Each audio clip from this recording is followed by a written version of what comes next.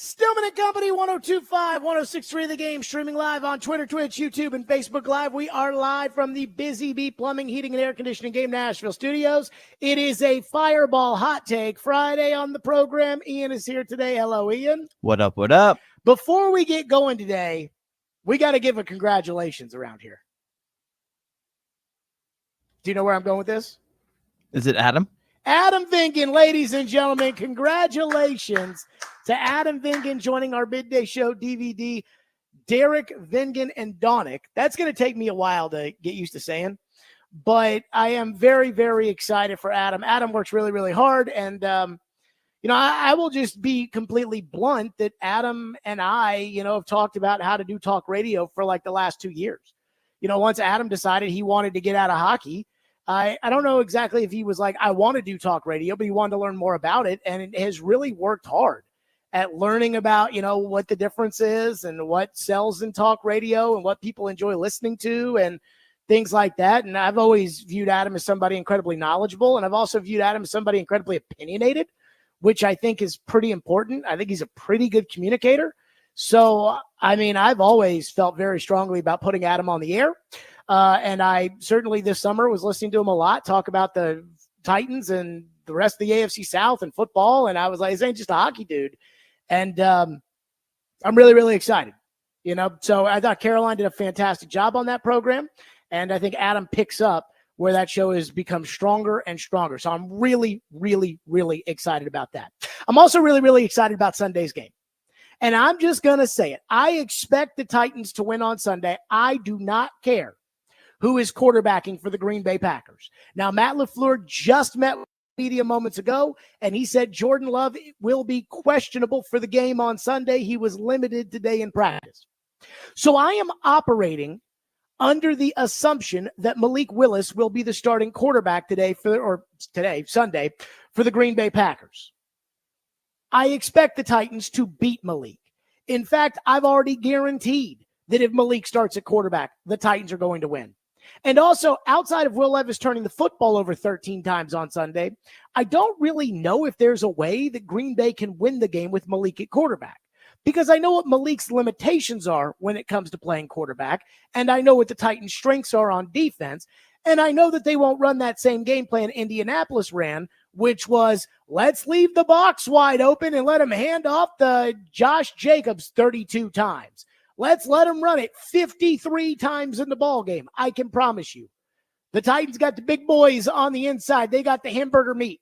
I am not worried about that. They got two linebackers that can't cover, but boy, they can stop the run. I don't worry about it. So I feel very, very confident that Malik's going to play on Sunday, and I feel very, very confident that the Titans are going to win. But unlike a lot of optimistic people out there, this show pretty much lives in pessimism. And when it comes to pessimism, I think you've always got to be prepared. And I will just say, if they don't beat Malik Willis on Sunday, that is completely and totally unacceptable. The Titans have used that word a bunch so far this year. Unacceptable. The other word they've used a bunch this year is inexcusable.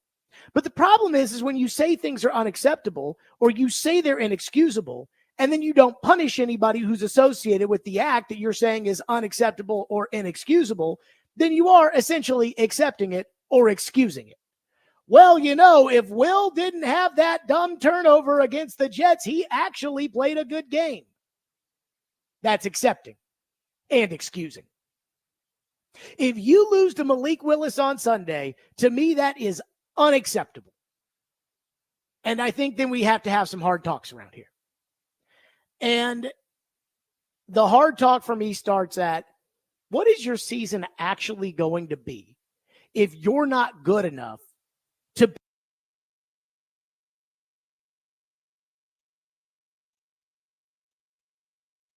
be bottom moment in life? We've all been there, where you got to have some sort of an intervention. Again, I know people that have had serious issues that have had real interventions. But I think we've also had those moments where it's like, you know what, we're all going to go out to dinner and we're going to have a talk about this. If you lose to Malik Willis, the same Malik Willis that we saw play quarterback for the Titans the last 3 training camps, the same Malik Willis who last year when he got a glimpse of an opportunity against the Ravens, jumped back in bounds and fell to the ground in the 2-minute drill. The same Malik Willis that the Titan fans booed last time he got out there in a real game at Nissan Stadium against the Falcons. We're going to have those conversations. We're going to have to sit around the campfire, and we're going to have to figure out what the Titans are supposed to do going forward. And for me, I think you probably need to start talking about tanking the season. For me, I think you got to start talking about the number one pick. That's where I feel like Sunday's game will rest. I don't think if you win Sunday, and I think you will win on Sunday, and let me keep hammering that point home. I think you'll win Sunday. I think you'll be 1-2. This league does not create a lot of 0-3 teams. But it's not just being 0-3.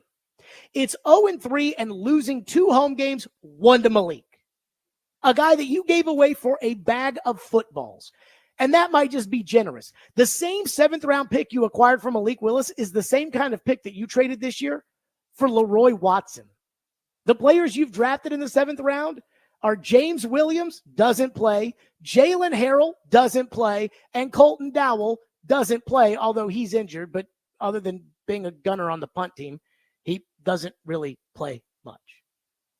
And I'm sure there are some playoff teams out there that have started 0-3, and that's great. And I know the 2002 Titans were 1-4 and ended up in the AFC Championship game.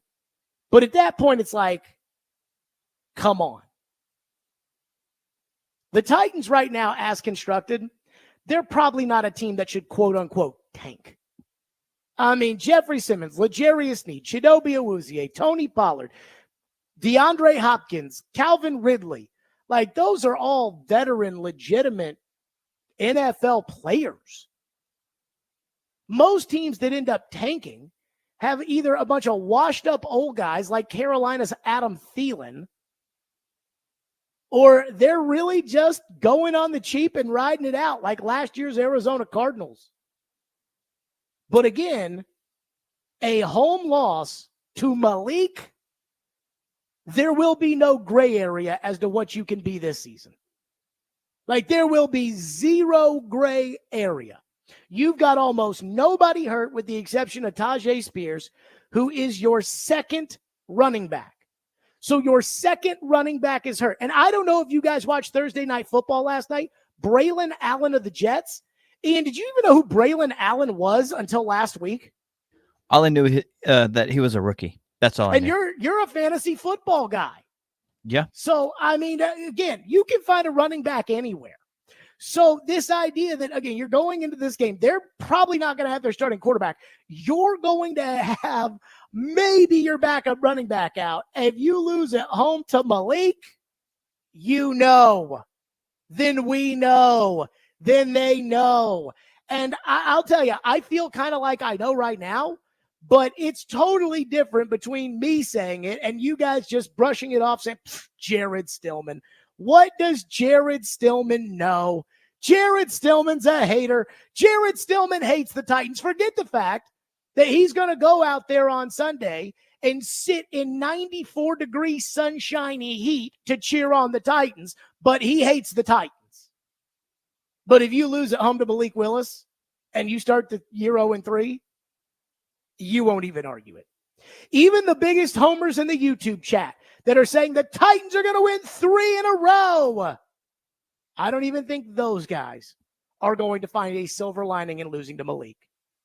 So I'm not sure I get totally excited about the idea of tanking this season because there's not an Andrew Luck who's out there in the draft. I'm not a huge Carson Beck fan, though I don't know a whole lot about him other than the fact that he quarterbacks Georgia. I am absolutely not a Shedeur Sanders fan. And while I like Quinn Ewers, he always gets hurt. There doesn't seem to be that great quarterback prospect there.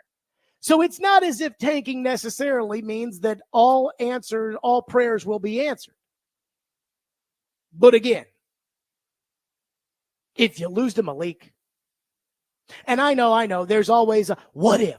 What if this team at 0-3 has that moment and they turn around and Mason Rudolph leads them in the... I know.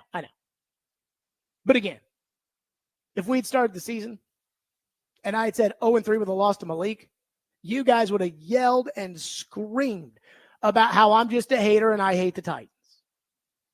chances are pretty good if you lose to Malik Willis, and nobody gets in trouble for anything that they haven't done yet, which is why I'm not saying the Titans should tank the season because they haven't lost this game yet.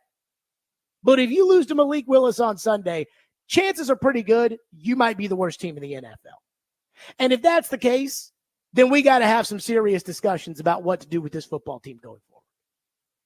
I don't like it because I'd rather have been wrong this year. I doubted the Titans going into the year, and I would have preferred to have been wrong. I would have preferred to this be the 2008 season that felt like it came out of nowhere and the Titans have started off 10-0. But it's not. You're playing Malik on Sunday, I think, and if you lose, you're 0-3. And that's just reality. 615-737-1025 is our phone number. If you want to weigh in, that's 615-737-1025 here on our program on a Fireball Hot Take Friday. You know, we kind of got into this who has the edge thing that we've been doing the last couple of weeks at 2:15 on Friday. Not today, because Diana Rossini said something. Ian, I know you've heard this clip. Yeah, I did. And do you think your eyeballs went up when you heard it? I don't know. I was thinking about that. Maybe a little. So there is something that I have been preaching that everybody says I'm wrong about. In fact, they call me all kinds of names because of it. And you got to hear what Diana says. We'll get to that next. Stillman and Company, 102.5, 106.3 The Game.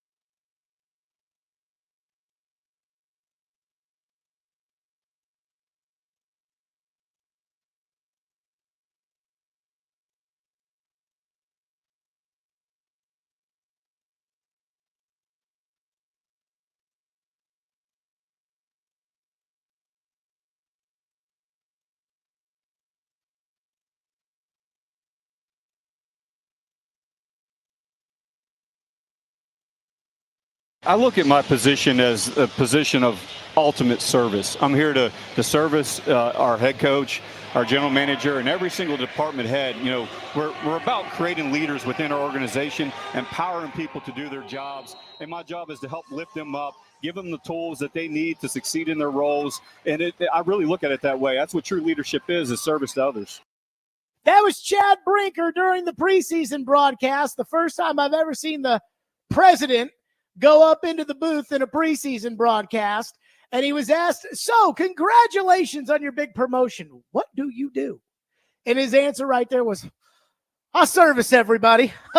My job is to service the head coach. It gets me every time, Ian.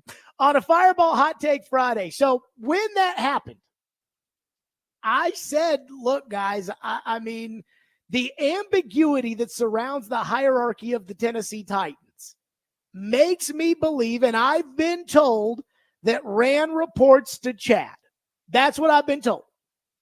And it makes me feel like they either demoted Rand Carthon or they gave Rand Carthon a babysitter or they something. And I said that after he did that interview in the booth during the second preseason game, and I got called every name in the book.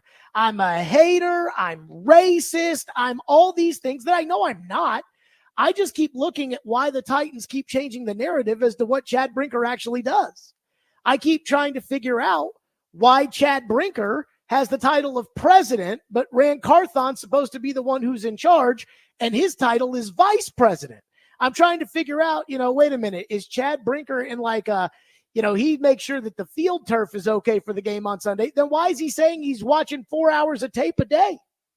But again, if I say it, it should stop. Jared's just a hater. He's just stirring the pot. He's just causing problems, even though I'm, usually right about 95% of the time. Instead, you guys choose to believe that everything is great in Titanland. Diana Rossini has a podcast with The Athletic. It's called Scoop City. And on it, her and co-host Chase Daniel were discussing whether or not Will Levis could be in trouble as far as his job's concerned after 2 straight Sundays that have been magnified by his own mistakes. And Diana, who, again, you could say Jared Stillman's a hater and Jared Stillman's making things. You can do whatever you want about me. But this is Diana. And here's what Diana said when talking about if there was a hypothetical decision to bench Will Levis or not. I know he loves his quarterback. He said he loves his quarterback. But you have to wonder if behind closed doors, he's sitting with Rand Carthon and Chad Brinker, the decision maker there, and going, if we want to win this year, we may have to consider this because he's losing us games. Hold on. Wait a minute. He is Brian Callahan sitting there with Rand Carthon and with Chad Brinker. Ian, what did she just call Chad Brinker? I believe there was a phrase in there, the decision maker. Wait a minute. What? Let's play the cut again. Just so this is not AI, folks. This was on the Diana Rossini podcast. I know he loves his quarterback. He said he loves his quarterback, but you have to wonder if behind closed doors, he's sitting with Rand Carthon and Chad Brinker, the decision maker there, and going, if we want to win this year, we may have to consider this because he's losing us games. Okay. So is it big bad Jared making stuff up? Is Diana making stuff up? And here's the important part of this. Because deep down inside, today, when you're 0-2, and you can talk yourself into beating Malik on Sunday and talk yourself into beating Skylar Thompson next week, 2-2 at the bye, Indy comes in, maybe you can be 3-2, all of that stuff, you don't care. You do not care. You lose on Sunday, you people will care. Because this is what happens in the NFL. Finger pointing. Especially given all of the money that was spent this offseason with the Titans. The Titans spent a bunch of money, albeit the Titans didn't spend as much money as everybody made a big deal about because they had so much money to spend because they don't have any good players. So it allows you to go out there and spend the oodles of cash that they spent and still have a middle-of-the-league payroll. But again, after they spent all this money and they're trying to hawk PSLs and all this stuff, there's going to be finger pointing, especially if Rand Carthon's not the one pulling the trigger.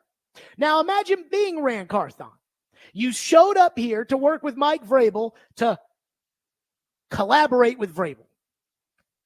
Doesn't sound like Vrabel had much interest in doing that. So you lose year one and you draft a guard who's not any good in the first round because you got to play the board, because you got to play nice with Vrabel. And then Vrabel gets canned.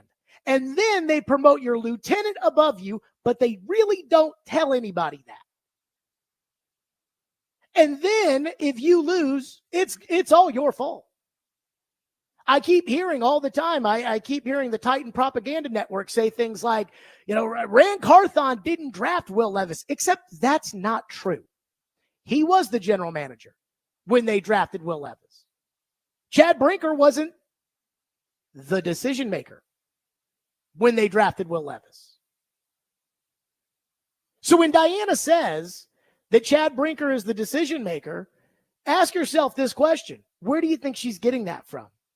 And by the way, we know it is entered into the record. Diana either has a direct line to Amy or an indirect line to Amy. Who else could she have talked to when she published that piece on Thanksgiving about how Mike Vrabel's job was safe based on the team sources she talked to? They're not interested in trading him to New England. Now, again, I know you guys think a lot of people in the media make stuff up. You cannot, if you work for the New York Times, and Joe has gone on record saying this as somebody who works for the New York Times, you cannot write a story that Mike Vrabel feeds you if Mike Vrabel's not the one who's in charge of whether or not Mike Vrabel keeps his job. That was a discussion with the Titans. And considering that the Titans never claimed that that narrative was false, never claimed that that story wasn't real, I assume that it was true. Diana also had sources inside the team in the piece her and Joe put together, but was probably more her than Joe. That anatomy of a firing, the both sides of what happened between the Titans and Vrabel. So Diana still got some hooks into the organization, albeit it's not as obvious as it was in the past. So again, when Diana calls Chad Brinker the decision maker here in Tennessee, what does that tell us? And again, as I have been saying and have been just ridiculed and just drugged for saying, I think Chad Brinker was promoted over Rand, and the Titans never explain the ambiguity of the situation because it's uncomfortable. So what they did was they put it in the middle of a press release. When they announced their new coach, everybody would be saying, coach, it's a new coach. Let's talk about that. And they were right. Amy put in there that Rand is the decision maker on personnel. But again, if Rand reports to Chad, all that means is they'll let every bad decision say, oh yeah, that was Rand. Every good decision, oh, that was a group. So I'll just say this. I don't know who does what over there. Everybody else seems to know. Everybody tells me, no, Jared, you're a hater. You don't understand. You don't this. You don't. Well, I guess Diana, who again is a reporter and is telling you Chad Brinker runs the Titans, I guess she doesn't know anything either. See, I don't know who does what over there. That's the question I keep asking. I know what Brian Callahan does. He coaches. But I don't know who actually does what inside the Titans ecosystem. And I don't know how you could make an argument that you do. And what this is going to lead to, just like last year, more finger pointing, more this guy wanted that guy. This guy told me that we had to have this player, Miss Amy. This guy, it's his fault. He's the one who thought that we should give him all that money. He's the one who thought we should draft him. It's his. That's what's going to happen. And I bet, and this is just my gut, they'll be more than happy to let Rand take the blame if they lose. That Brinker will be more than happy. Callahan, they'll be, and again, Callahan, how much culpability does he have in all of that? I think Callahan's like, man, I'm just here to coach. And given how reactive Amy is, don't be shocked if something goes down one way or another if they lose to Malik on Sunday. I mean, again, I told the story 1,000 times. I'm going to tell it again just because I think it's very relevant right now. Said to Caroline the day after AJ spanked the goalpost, in less stable organizations, somebody gets fired. The next day, John Robinson got fired. Well, right now, we don't even know who does what in this organization. So I wouldn't call the Titans a bastion of stability. And they're playing Malik. 615-737-1025 is the phone number, 615-737-1025. So we'll get to some phones on that as well. Floyd used to have this saying when it came to the NFL, and he said that as a general manager, you have two choices. You can either do your job or protect your job. Well, if the Titans want to do their job, I think they want to hope for one outcome on Sunday. If they want to protect their job, maybe another. We'll get to that coming up next here on the program. Let's talk FanDuel Sportsbook. That's my official sportsbook app. That's right. I love the FanDuel Sportsbook app. FanDuel is the best. Last call because this offer is almost over. All FanDuel customers can bet $5 and get a 3-week free trial of NFL Sunday Ticket from YouTube and YouTube TV. Then with a YouTube TV base plan, you'll be able to watch every regular season Sunday afternoon out-of-market game. All you need is a Google account and a current form of payment, and yes, you can cancel anytime. Just visit FanDuel.com/JGM to download America's #1 sportsbook. That's FanDuel.com/JGM. Again, to download my official sportsbook app. 21 and over in present Tennessee. Full price of NFL Sunday Ticket will be automatically charged seasonally after free trial. No refunds. Terms, restrictions, and embargoes apply. Gambling problem? Call the Tennessee Red Line at 1-800-889-9789.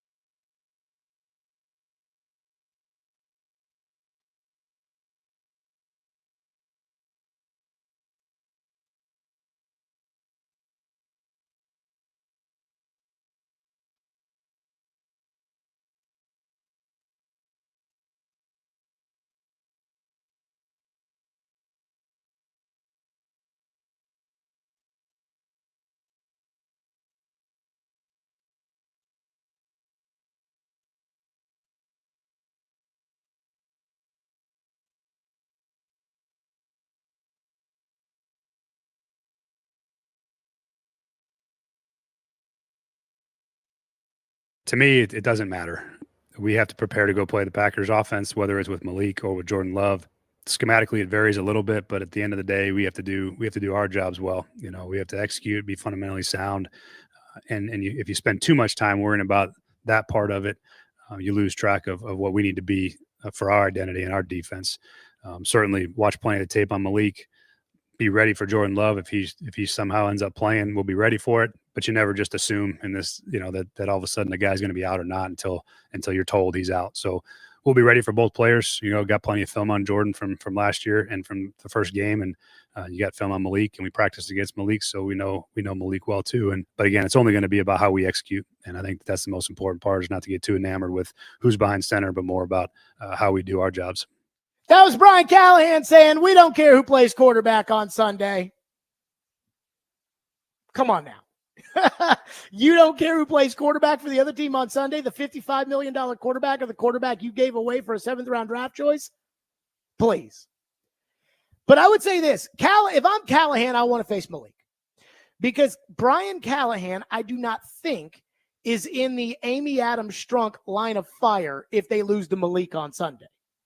But if I'm Rand Carthon or Chad Brinker, and again, I don't know who Amy would get mad at, because as Diana Rossini said, Brinker's the one who's in charge, but the Titans always love trying to throw people under the bus, and it's a game of musical chairs anyways. I think I'd rather play Jordan Love. Now, me personally, I'd rather play Malik because I think Malik's terrible. And I do not think the Titans are going to lose to Malik Willis. But Floyd used to always say, as a GM, there's two options. There's doing your job or there's protecting your job. Doing your job, in this case, would be wanting to play Malik because you want to win the game, and that's what matters the most, and it gives you the best chance to win. But protecting your job would probably make you safer against Jordan Love. Because if I were in their shoes and I was worried about self-preservation, if I lose to Malik, there is zero way I can spin this to the owner. Zero. If I lose to Jordan Love, I can look at Amy and say, Jordan Love is a top-of-the-league quarterback. He's not, but, again, this is for argument's sake. Jordan Love is a top-of-the-league quarterback, and we just aren't ready right now with where we're trying to build this team up. We're not ready to beat top-of-the-league quarterbacks. And then you can pivot, but we got Skylar Thompson next week. We can beat him in Miami. If you lose to Malik, there is no positive. There's no little silver lining that you can sell the owner or anyone. You cannot look at the fans after you spend all that money and say, we're trying. We're trying, even though we just gave up this guy because we thought we were too good for him and he just came in here and beat us. You can't have that. So again, I want to play Malik on Sunday because I think you 100% should beat Malik Willis. And I think a lot of you out there want to play Malik on Sunday because I think you think that the Titans should 100% beat Malik Willis. But again, this is the NFL. And Malik just beat the Colts. Granted, it was the Colts' fault that Malik beat the Colts. But I don't know what's going to happen if you lose to Malik around here, given the cracks in the foundation. 615-737-1025 and our phone lines on this Fireball Hot Take Friday are driven by WilsonCountyHyundai.com. Adam in Portland is going to kick us off today. Thank you for calling. Thank you for waiting. Adam, go ahead. I guess my hot take is, who cares if Jordan Love plays? He had 6 good games and they got hurt, and we have a great defense. I don't understand the hype on this. So I think winning fixes everything. I think your conversation, you're absolutely right. 3 weeks from now, if we're still losing, you're still going to be talking about the front office. But if we win, if we go 3-2, coming back off the bye week and beat Indy, it's a completely different conversation in our city. And I guess that's my question for you today, Jared, is look back, because you followed them since 99. Look back and see, would there be a more disappointing team that you've ever followed in the Titans' history than this team right here that has the number one defense, and offensively we just keep shooting ourselves in the foot? I think they're going to figure it out this week. I hope they figure it out this week. But if they don't, would there be a more disappointing – because we've had sorry teams, but I wouldn't necessarily call them disappointing. You more expected it. Is there anybody that just would disappoint you more than this? Yes. So thank you for the call. Let's say this is a bad season, just because you're saying, disappointing and everything else, even though in one breath it was There's a chance we can be 3-2, Jared. Right. And that's how this league works, folks. Like, again, not to sit here and just talk about Floyd all day, but Floyd used to always quote Bud Grant, the Hall of Fame coach from the Vikings. And that, if there was anybody that had the biggest influence on him, the same way if you were to say, who has the biggest influence on Jared Stillman, you know the answer. If you were to say who had the biggest influence on him, it would be Bud Grant. And Bud Grant used to tell Floyd, and Floyd used to tell me, coaching in the NFL is the best job in the world when you win. With the obvious kind of caveat there being, if you lose, it's a miserable existence. More disappointing Titan teams. I would say the 2001 Titans that were coming off back-to-back 13-3 seasons and went 7-9. I would say that was a very disappointing season. 2004, I would say, was a very disappointing season. 2009, where they were coming off of being the number 1 seed in the AFC playoffs, losing to Baltimore. Started off, I want to say, like 0-6 or 0-7 or something like that. Lost 59-0 to New England. I would say 2009 was more disappointing. 2010, where they started off okay, and then Vince Young and Jeff Fisher got into it. That season was more disappointing. And hard not to say that 2022 wasn't disappointing, even though it didn't start off disappointing. The one thing I want to tell everybody about these things, it's a lot easier when you know how the story ends to say, oh, that was a disaster. Like, we don't know how this season's going to end. It's like I was putting a list together of where this game, if they lose on Sunday, would rank in terms of the worst losses since they've been the Titans. And Robbie Stanley and I were talking about it. And Robbie was like, well, what about that game against Zach Wilson and the Jets a couple years ago? And Ian, that was a stinker. Yes, it was. I remember when Caroline was running the digital numbers, and she said to me, she was like, what's happened on September, whatever day it was? And I was like, why? She's like, there was a massive spike. And I was like, oh, yeah, they lost to the Jets. But we didn't know that Zach Wilson was going to be a complete and total bust at that point in time. Like, I went to the game where Ryan Leaf and Natron Means and the Chargers came in here and won, I think, 13-7 against the Oilers at Vanderbilt. It was the only game I went to at Vanderbilt. And I was like, this team sucks.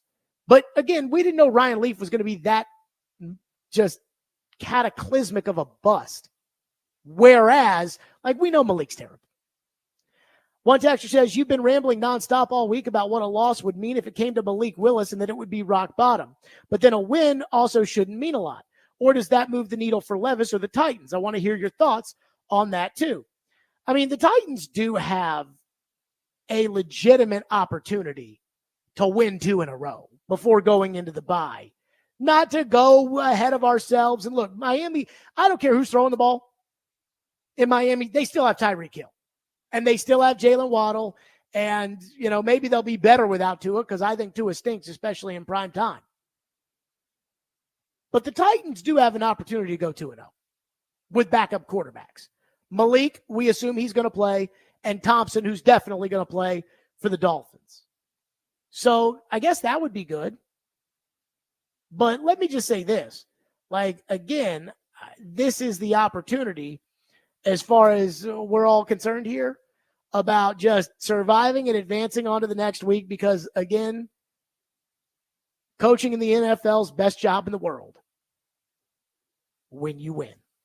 615-737-1025 is the phone number if you want to weigh in. 615-737-1025. A lot of you want to weigh in on that Diana Rossini take, so we'll get into that as well. Stillman and Company, 615-737-1025 here on our program. That's 615-737-1025 here on a Fireball Hot Take Friday. Stillman and Company, 102.5, 106.3 The Game.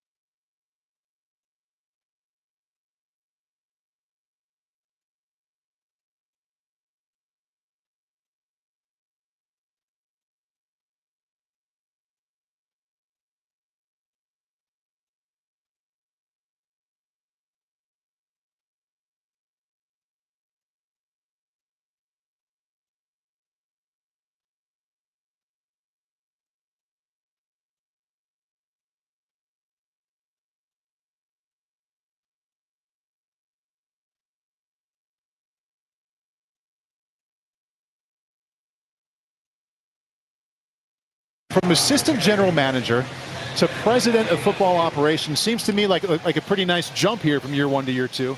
What does your new job entail? Yeah, it is. It's a great opportunity for me. I look at my role as just I'm here to help bring our entire football staff together and make sure they have everything they need to succeed in their respected roles. And so I'm involved in a lot of things. My background is as an evaluator, a scout, worked on the salary cap. So I still help Rand Carthon and Brian Callahan in those areas. But my day-to-day responsibilities deals with cap management, data analytics, involved in football information systems, communications, just everything you could think of when it comes to the football operations.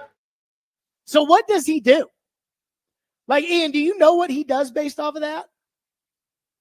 Sounds like a little bit of everything. I mean, I'm still trying to, they're like, congratulations on the promotion. What do you do? Let me talk for 2.5 minutes and just say a bunch of stuff. So again, Diana Rossini said on her athletic podcast that Chad Brinker is the decision maker with the Titans. And again, is Amy going to wear him out if they lose to Malik on Sunday? Is Amy going to wear Rand out or Chad? And they going to put this on Rand? Well, who knows? Back to your phones as promised, 615-737-1025. One texter says, Jared, that exact reason is why I place a bulk of the blame on Chad Brinker. Chad Brinker thinks he can sit in the shadows cherry picking when he's visible and when he's not. He loves to play the look at me, look at how great and how smart I am. I have an AI model game, but hides behind Rand whenever people criticize the roster that Chad built. Chad is Amy's yes man, and I don't see anything changing unless we get rid of him.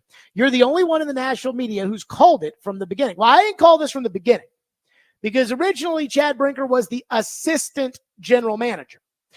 Although I did find it kind of odd when they drafted Tajay Spears and they drafted some of these like Josh Wiley and these guys, and Brinker was doing the press conference after the draft with Rand Carthon, and they asked Chad, because when Chad came in, it was like, Chad is the guru on the salary cap, which is fake.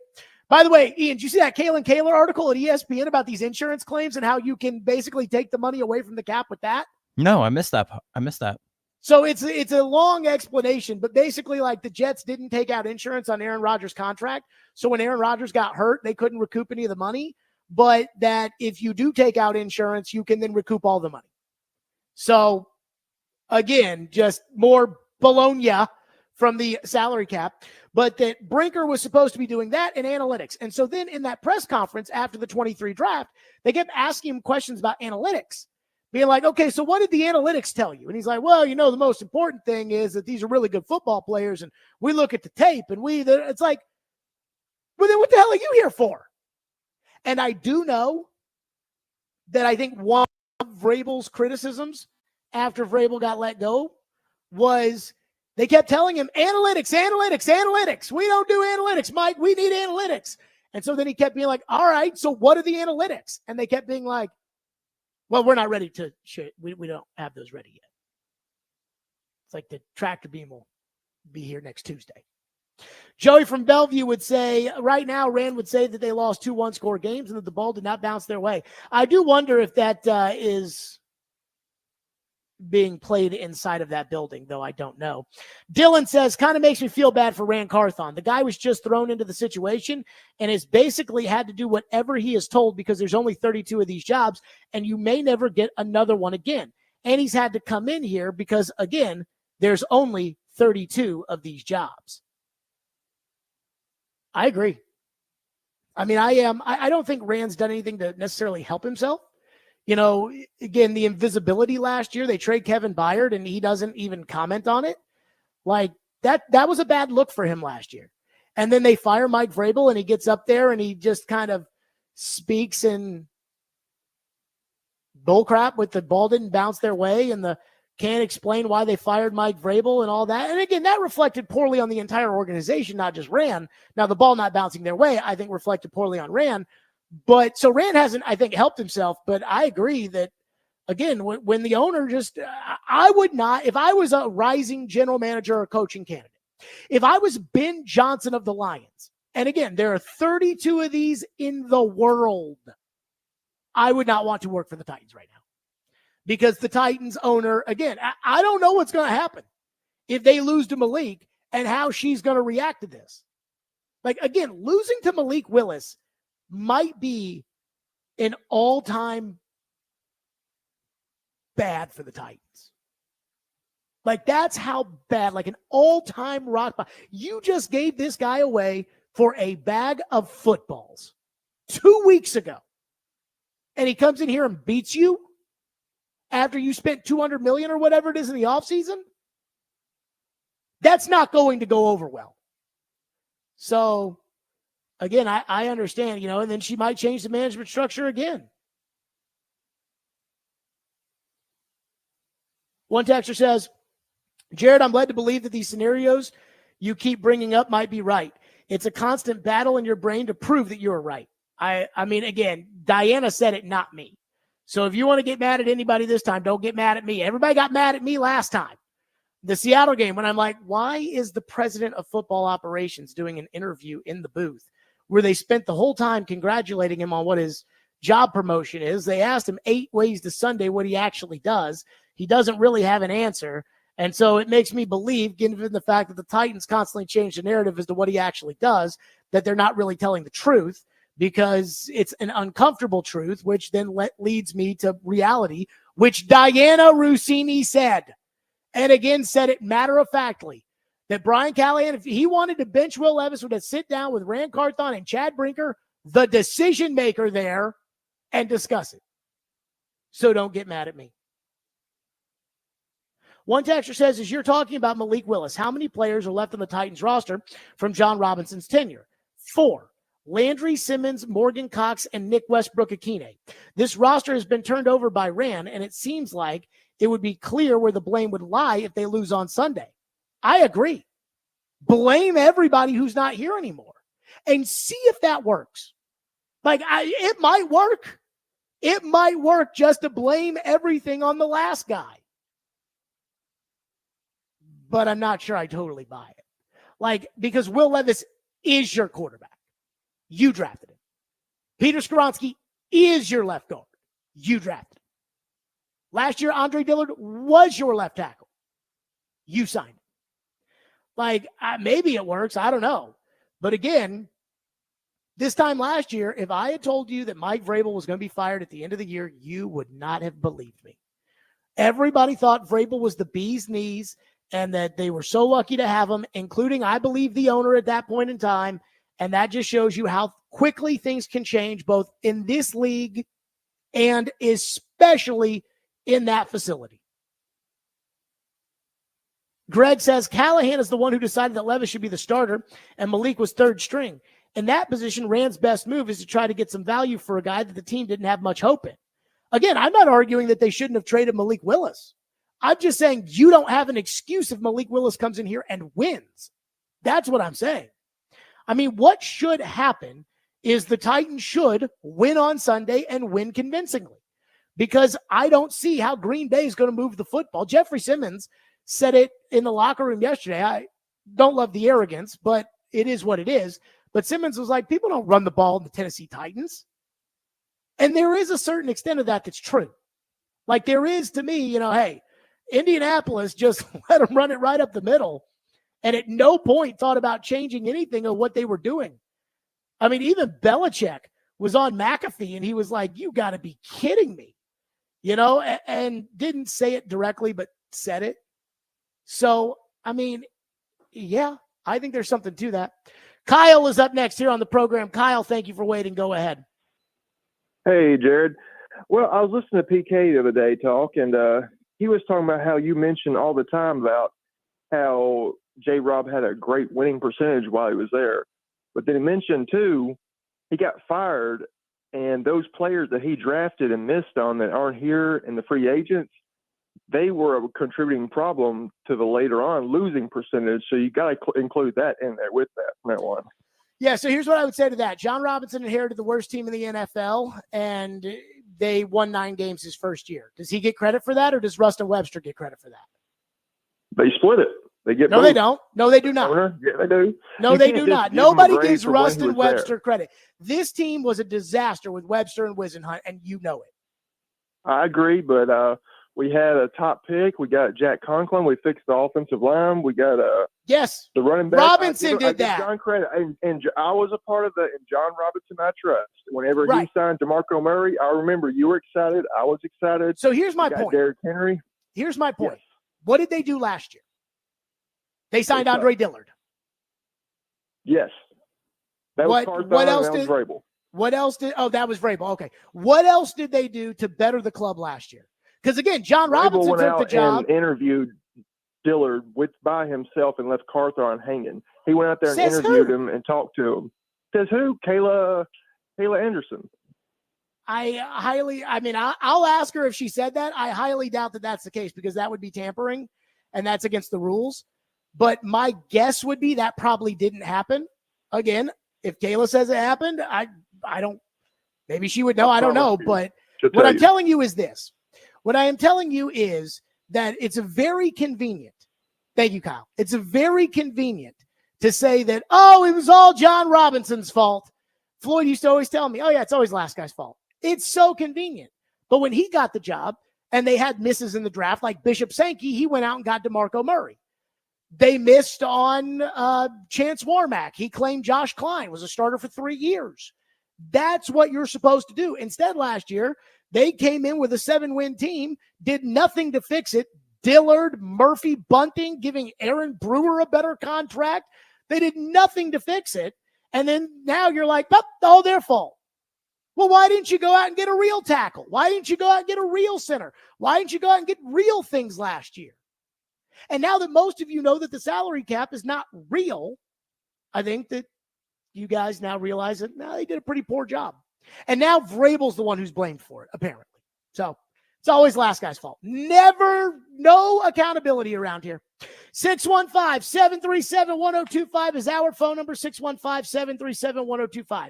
If the Titans lose to Malik, where in the pantheon of bad Titan losses would this rank? Ian, I'm not going to lie. I actually had some fun putting this together. We will do this coming up next. Stillman & Company, 102.5-106.3 The Game.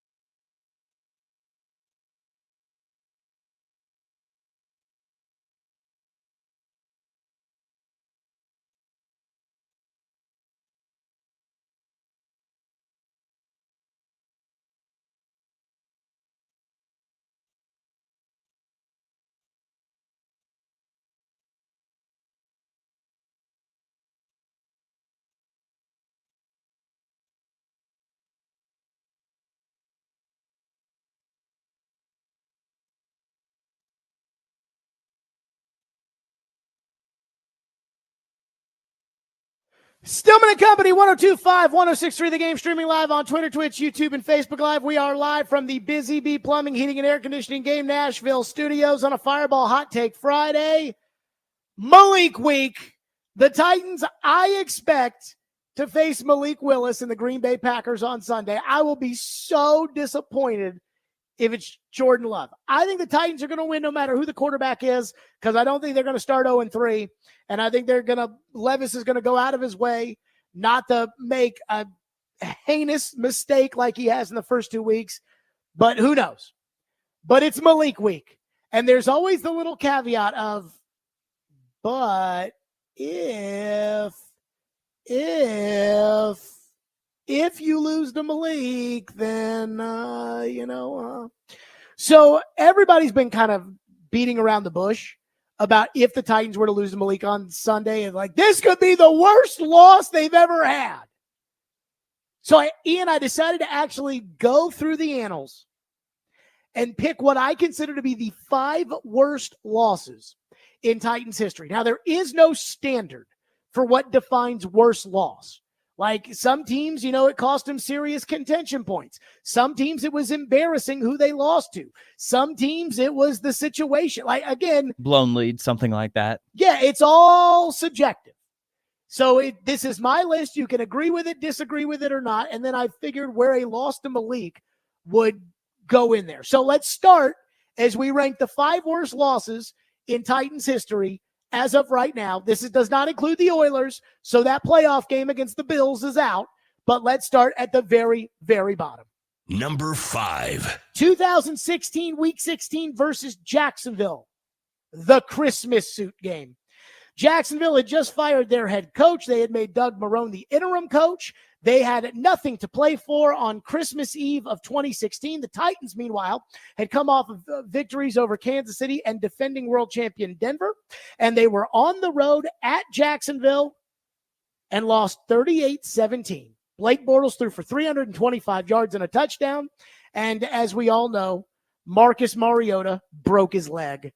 So the Titans went into the day with playoff hopes for the first time in almost a decade, with some sort of buzz about the playoffs. Had they won that game, the Titans would have forced a win or in versus the Texans in Week 17, a game that they ended up winning, but they couldn't. And the quarterback's leg was broken, and he was never the same after that. Blake Bortles threw all over the yard. Jalen Ramsey returned a pick 6 on Matt Castle. It was an unmitigated disaster. 2016, Week 16 versus Jacksonville is number 5. Number 4. 2002, Week 5 at home versus Washington. The Titans lost their 4th straight game to fall to 1-4, and the Titans allowed 442 yards to a then Washington Redskins team coached by Steve Spurrier. Ian, you remember the old ball coach? Sure. The old ball coach didn't go great in Washington. Did not. In fact, the 31 points they had were the second highest. They once scored 33 a year later against Atlanta. The second highest Spurrier ever scored in the NFL, and they were quarterbacked by Patrick Ramsey. The Titans turned the ball over 4 times. They gave up a touchdown pass on a trick play. They started the year off at 1-4. And again, it was Steve Spurrier and Washington, a disastrous tenure in which they came in here and put a foot up the Titans' rear end. That's number 4. Number 3. Number 3, 2010. Also versus Washington, Week 11. The Titans lost 19-16 in overtime. The Titans actually had a lot of hope that they could make a run in the second half of the season and make it to the playoffs. They had just claimed Randy Moss on waivers from the Minnesota Vikings, and yet they gave up 376 yards to Donovan McNabb. Now, this was not Eagles Donovan McNabb. This was Redskins Donovan McNabb, and Donovan McNabb in Washington was terrible, and he still threw for 376. But what really was the story of this game, and this is why this game makes the list, Vince Young was 12 of 16 in the ball game, fumbled the football, got hurt, and was replaced by Rusty Smith. Rusty Smith finished 3 of 9 with an interception. The Titans lost in overtime.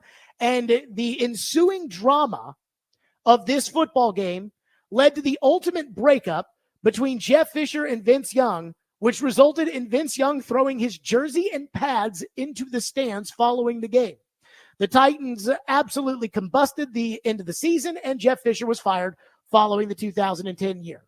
That was a disastrous loss, not in terms of what it meant, for the season, because it wasn't like that was a great team, but it was kind of taking a Jenga piece out of what ultimately ended up being the Fisher administration. Number 2. You didn't think 2009, week 6 at New England, 59-0 in the snow was not going to make the list. Look, that team was loaded, that Patriots team. Tom Brady went out there. It snowed. The Titans starting corners were hurt. Cortland Finnegan was out, and I forget who the other starting, maybe it was Nick Harper. They were both out, which left rookie Ryan Mouton. Right, that's it. Ryan Mouton. Lyle Mouton played baseball in the 90s. Yeah, I never heard of Lyle Mouton, but it was Ryan Mouton. Hawaii, I think, right? And Jason McCourty, a 7th rounder out there against Tom Brady and Randy Moss. And Tom Brady and Randy Moss let the Titans have it. 59-0 in the snow.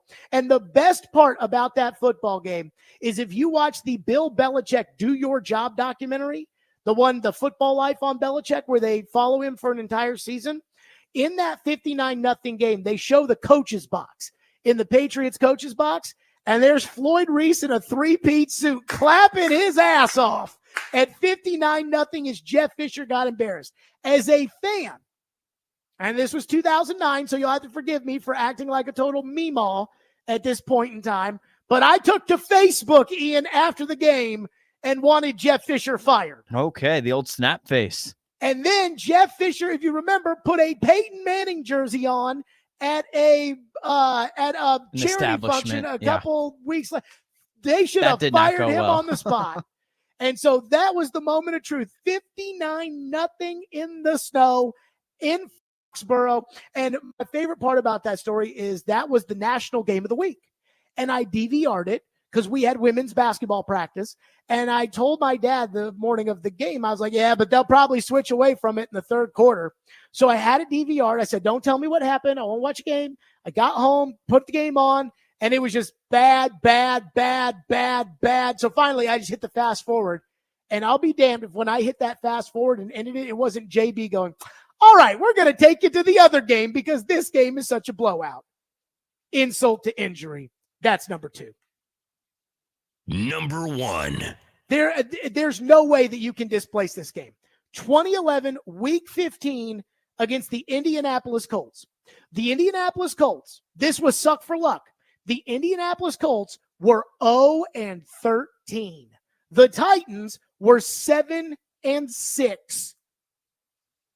Dan Orlovsky was the starting quarterback for the Indianapolis Colts, and somehow Mike Munchak and crew let some guy named Donald Brown run for 161 yards.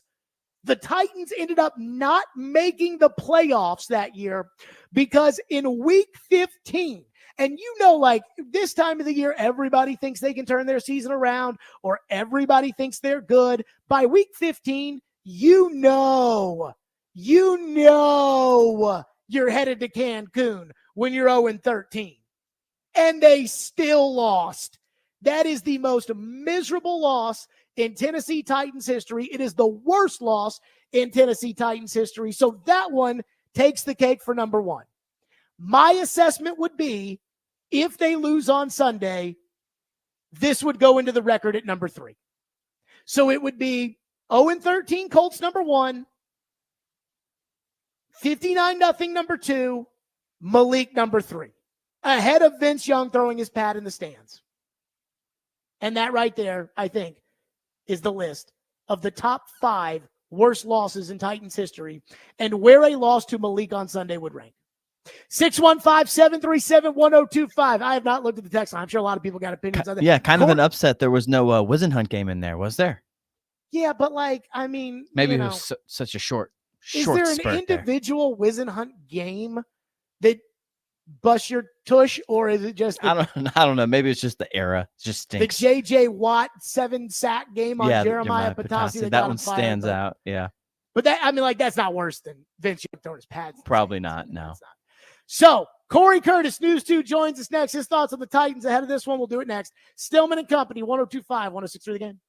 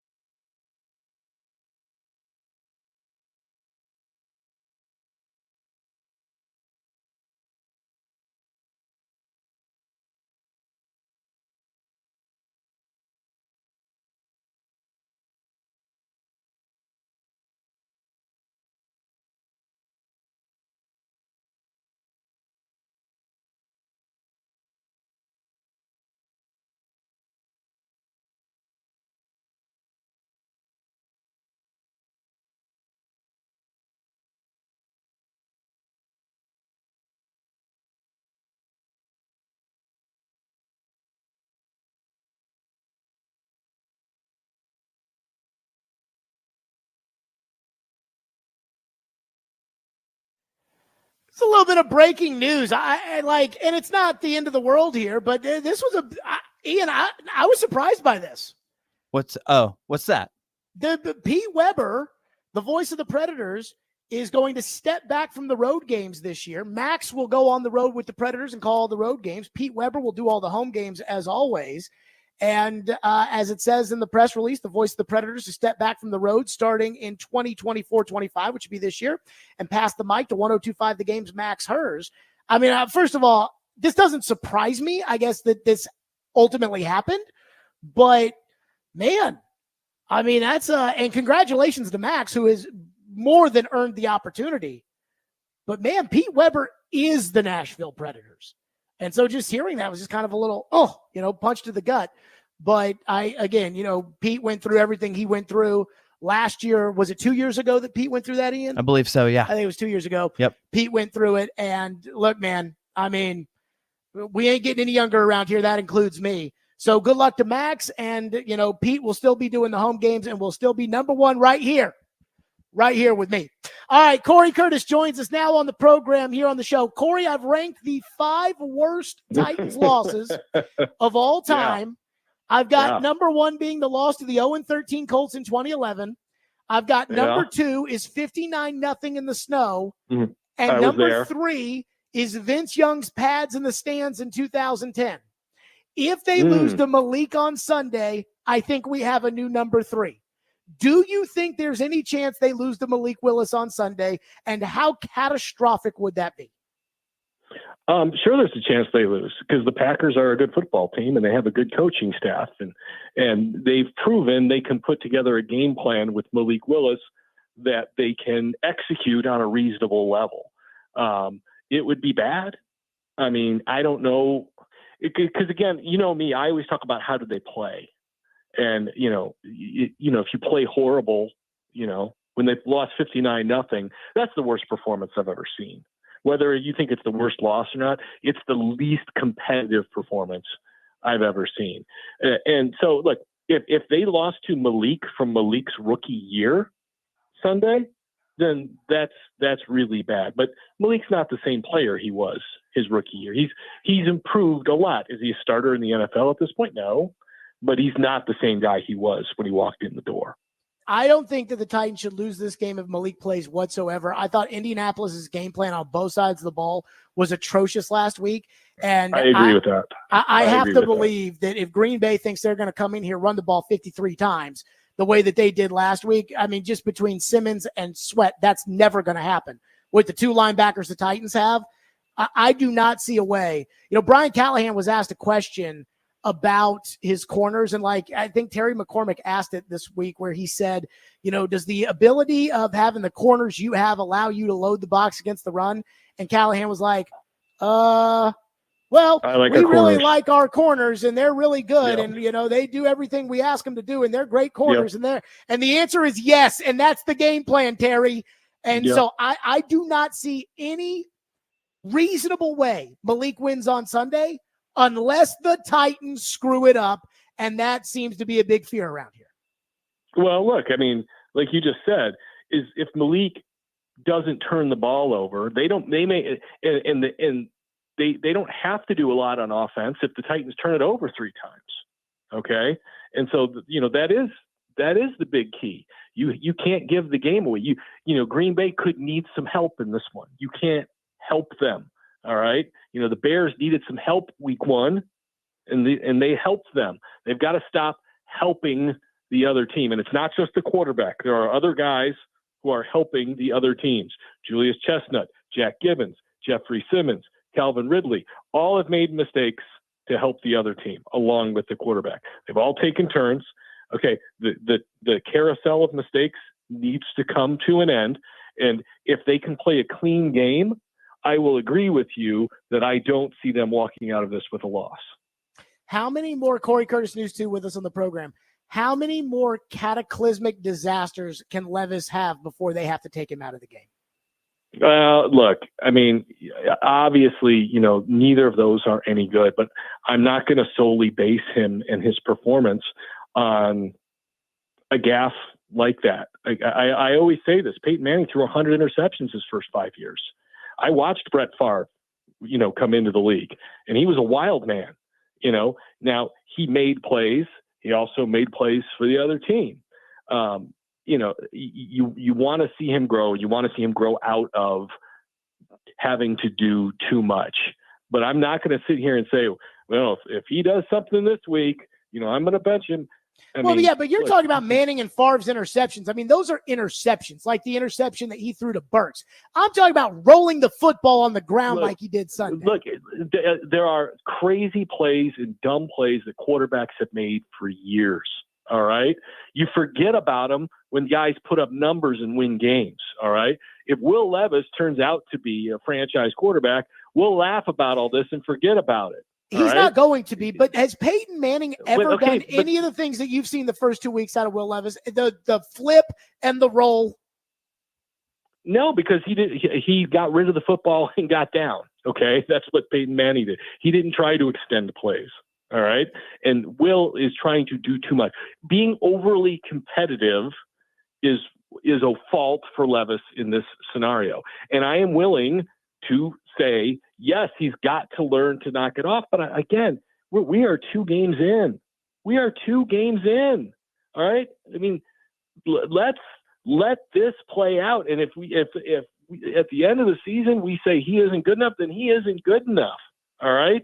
But I am not going to sit here, because there's been stuff in these games that I think's been great. And then there's been stuff that's not great. And that's what I expect with a young quarterback. I mean, it's amazing the amount of people coming to the defense of Bryce Young right now, for getting benched. And yes, that's a bad organization, but he's been terrible.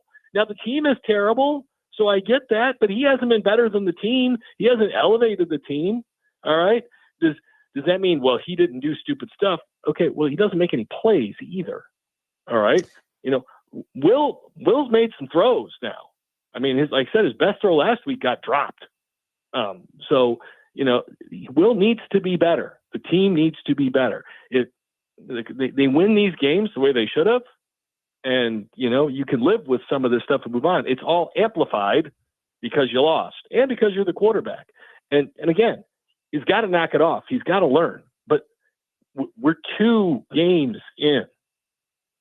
Cory, it was you on the sideline in your Titans polo that told us that the Titans felt good about the right side of the offensive line. Yeah, PT had a day on Sunday. 13 pressures. I've seen 9 pressures according to Blake Bedingfield. I've seen 8 pressures according to Pro Football Focus. By every metric website that exists, he sucked. How big of a concern is the offensive line this week?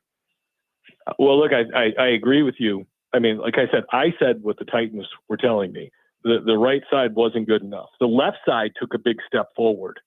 And PT said this week what I have heard about him for 2.5 years. They need less cavalier and more caveman. At some point as an offensive lineman, you have to be a gladiator. You have to be a combatant. You have to impose your will. PT was the first or second ranked lineman in the country coming out of high school? Yep. Ohio State, correct. Alabama, and Notre Dame. So what does that mean? It means he was bigger and faster and stronger than everybody he played. And I dare to say it was easy for him, but he didn't have to be so much of a combatant because he was just better than those kids were back then. And then what did we hear about him at Ohio State? Against lesser competition, he was really good, but against good competition, not so good, which means he needs to learn to be a combatant. And that is concerning because then you have to ask yourself, I know Teron likes to talk about having that dog in you. Can he engage it? Can he find it? And if he does find it, can he pair it with the technique and the pace of the game to work correctly? And again, that's that whole thing about do guys love football that when you're drafting them, you should know or find out if they've got that dog in them, if they're a fighter, if they're willing to go toe to toe with somebody to win a football game. Because that's what we always talk about in the NFL. In the NFL, the guy across from you will gut you to win the game. And if you're not willing to do that in return, you're going to lose that battle. And that's what he's finding out. Those guys are willing to fight harder than he is right now. And so he's got to find it in him. And I think this week is a great test because apparently somebody over there has let him know this is the problem and you've got to step it up, because Rashawn Gary, he can watch the tape and he is going to go after him. All right. And yes, they should help him, but he needs to be a combatant. And we're going to find out this week if he can elevate that part of his game, because it is a big concern. Cory Curtis with us from News 2. I'm going to read you a text in the text line. And when I say this, I just want you to know that, oh, good Lord, that our text line usually, it's usually 50%. You're the man, Jared. And 50%, you're a hater, Jared. I hate you. It's always somewhere around there. I think that's skewed. I think it's way higher on the hater side, but go ahead. Someone said, I hate it. Said, I hate it when you, and when I clicked the I hate, I was going to be like, I hate when you, talking about me, said, I hate it when you have these independent reporters who are so blind to the home team. The Titans can do no wrong to them. Oh, did I ever say the Titans can do no wrong? Nah. Nah. I'm on the texture side. All right. Well, I'm not look, things last week it was just one game. Now it's just two games. It is just two games. Uh-huh. I mean, we're just two games. All right. Okay. I mean, do you want to cash out your 4,000 yard slam dunk ticket? I will ride or die with that one if you play 17 games. Cory Curtis on a Fireball Hot Take Friday. What's your hot take this week, Cory? I actually really like Tony Pollard in this game. I think he's got a great chance for his first 100-yard game as a Titan. And I really look for the Titans, especially behind the left side of their offensive line, to look to really pound the football. I know you were a big fan of his coming out of training camp in the preseason, and I was too, because I was very impressed with everything that I've seen from him. After two games, I'd like him even more because he's got the explosiveness. He's more physical than I knew he was. I mean, he'll run through some people now, and he'll lower the hat and he'll go right at people. I think he has a big game on Sunday, and I think the Titans need him to have a big game on Sunday. They need to control things on the ground and limit their mistakes. If they can control the clock, put points on the board, and put the pressure on Green Bay to where they can't just try to pound the football at them, I think they'll be in good shape. So I think Tony Pollard goes for 100 yards and a touchdown. Cory Curtis, an independent reporter for News 2 Sports, joining us, as always, on a Fireball Hot Take Friday. Cory, great stuff, and ride or die on that 4,000 yards, baby.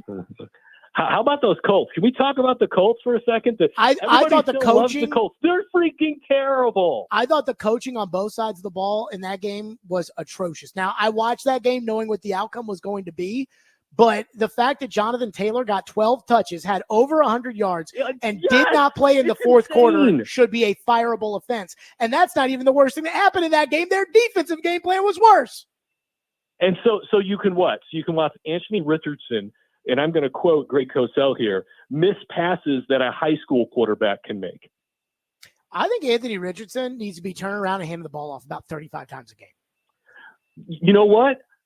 What did Ben Roethlisberger do his first 2 years in the league? What did Tom Brady do his first 2 years in the league? Agreed. He turned around and handed the ball off over and over and over again. And Will Levis needs to turn around and hand the ball off a lot. Okay? Until these guys get everything underneath them and the game slows down for them, they absolutely need to have the running game. Nurse them along. Cory Curtis, as always, on our program. Cory, great stuff. Enjoy the game. All right. Thank you. Independent contractor. Oh, by the way, the Vols are on News 2 tomorrow night. Just want to throw that in there for you. They are. And TN Nation's after the news, so check it out. Oh, didn't want to get the biggest attraction on there. I see how it is. That's okay. Cory Curtis, as always, on our program. Appreciate you, Cory. Bye, Jared. 615-737-1025 is our phone number, 615-737-1025. We'll get some more phones. Plus, at some point, we will go through who has the edge here on the program. Hiller Plumbing, Heating, Cooling, and Electrical. They are the best. Hiller was at my home this week. It was scheduled for between 8 to 10. They showed up at like 8:45, and they were gone by 9:30, and the drain was fixed. That is what you get with Hiller Plumbing, Heating, Cooling, and Electrical. And you've heard me talk about Hiller and how it feels like being part of a family. It is. And this month, Hiller is treating you like family too with their friends and family event. Happy Hiller Club members save up to 25% off your first HVAC, plumbing, or electrical repair. And I got 25% off on mine on whatever day they were. I think it was Wednesday. And everyone else gets 10%. Present your coupon and save. Visit happyhiller.com to download a coupon today. That's Hiller Plumbing, Heating, Cooling, and Electrical, proud supporters of the Preds, the Vols, and Fandy. Hiller, call the Happy Face truck today.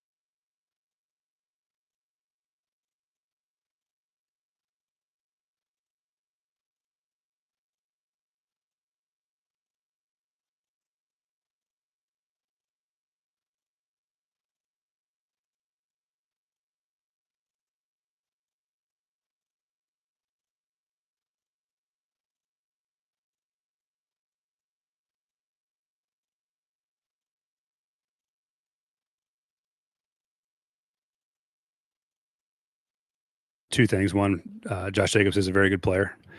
I think they do their offensive line, I think is probably underrated. I think they do a nice job both in the run and pass pro.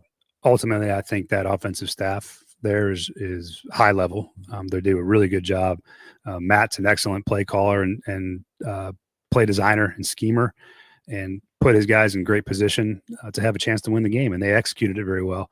But I've always been a fan of Matt and the things that he's done offensively and the way that he's leads that team there. I mean, they've done a really nice job for a number of years now. So that's the biggest reason to me is they got good players and a good scheme, and they did a nice job making it come to life. And I thought Malik did a really nice job of keeping the team in position to win. You know, he didn't turn the ball over, and basically executed exactly as I'm sure he was asked to. So really a tip of the cap to all those guys on offense. They did a great job on their offensive staff, on their offensive roster of executing a well-designed plan. That was Brian Callahan talking about the Packers and their win last week over the Colts. So, Ian, this has become a very popular segment. I did not want to get rid of it this week. Yeah, and cool. It is Who Has the Edge? Again, I used to drive to the stadium. I used to read the newspaper, and the newspaper used to have Who Had the Edge, and so I've taken that, and I kind of enjoy it. So here we go. Who has the edge on Sunday, Titans or Packers? Quarterback. Even. If it's Malik Willis. If it is Jordan Love, edge Packers. The reason I say even is Will Levis has to not do the stupid stuff for us to think he's not going to do the super stuff, the stupid stuff. Will Levis is better than Malik. I know it. I've seen it. I know enough to know that. But Malik was able to execute an entire game plan on Sunday without making a critical mistake, and Will Levis through 2 games hasn't been able to do it. You are what your record says you are with Levis. I can't excuse it. Quarterback, even if it's Malik, if it's Jordan Love, edge Packers. Number 2, running back. Packers. Josh Jacobs is a bad boy now. And of all the free agent running backs, he was my favorite. Tony Pollard was actually number 2. He was my favorite on the list because Josh Jacobs is a do-it-all, carry the ball 25 times a game running back. Josh Jacobs is a baddie. And I would have loved to have him on the Titans. I had him ahead of Tony Pollard, who I think can do a lot of the same things, but isn't as big and thick and, doesn't pound the ball the way that Josh Jacobs does. And I had him ahead of Saquon Barkley, who's always hurt. So Josh Jacobs, edge Packers. Pass catchers, edge Packers. I mean, the Titans receivers are getting no separation. The tight ends barely do anything. And the Packers have 2 guys in Jaden Reed and Romeo Doubs who have become consistent electric playmakers, edge Packers at pass catcher. Offensive line, edge Packers. Again, they'll be without Jordan Morgan, their right guard, but your right guard quit in the middle of training camp. So it's not like I can say, and again, Green Bay ran the ball 53 times and ran it effectively last week against Indianapolis. And you had one guy that gave up maybe 13 pressures. So edge Packers, sorry. I mean, I would give edge to anybody. I'd give the edge to Hillwood High School as far as the offensive line is concerned. Defensive line, edge Titans. Now, it's very close to even on this because Rashawn Gary is probably the best pass rusher in the game. And I'm talking about in the game on Sunday. I'm not talking about in the game of football, but in the game on Sunday. But I'll go with Simmons and Sweat, and I'll give you the edge on Green Bay. Linebackers. This may be a homer take here. Edge Titans. Again, if Green Bay thinks they're going to run the ball 53 times, the Titans have 2 linebackers in Ernest Jones and Kenneth Murray that are not going to allow them to do that. Now, I don't think they can cover running backs or cover tight ends or anything like that. But again, if it's Malik at quarterback, edge Titans. But Quay Walker has been, a solid player for Green Bay. I liked him when he was at Georgia, but I'll go edge Titans. Defensive backs, edge Packers. Both teams have a legitimate number 1 corner. You've got L'Jarius Sneed. They've got Jair Alexander. And most importantly, they've got Xavier McKinney, the X-Man, who they just paid a boatload of money to. For the New York Giants, 2 games, 2 interceptions. So I can't take the Titans secondary over the Packer secondary that turned Jalen Hurts over a bunch, and they turned Anthony Richardson over a bunch last week. Granted, not exactly Aaron Rodgers, but I'm going to go edge Packers as far as the defensive backs are concerned. This might be a homer pick too. Special teams, even. And the only reason I'm going even Two people have texted into the text line talking about special teams. The only reason I'm picking even is because Narvison, the kicker, we know him very well. He's awful. He missed 2 chippies so far this year. I am not a fan of his. When people were talking, because he made the 59-yarder, and it was like, my God, we got to keep him and get rid of Grandpa Folk. I was like, yeah, I understand Folk's a grandpa, but they've already guaranteed him the money. It's all his anyways. So they're not going to just get rid of him. So I'm just going to go ahead and, say they're not going to keep Narvison. Narvison in training camp was missing some easier kicks, and he's missed 2 chippies so far to start the season. So I don't trust Narvison to kick. I don't necessarily trust you to punt. Again, almost any other team, I'd say edge whoever the team they're playing is, but Narvison's already missed 2. I'll say even on special teams, coaching, edge Packers, where Matt LaFleur is a known quantity. Brian Callahan still has yet to win a game in the NFL. And Ian, I did hear a chuckle in my head when I wrote down edge Packers for coaching. Yeah, you love LaFleur. I'm not a LaFleur fan.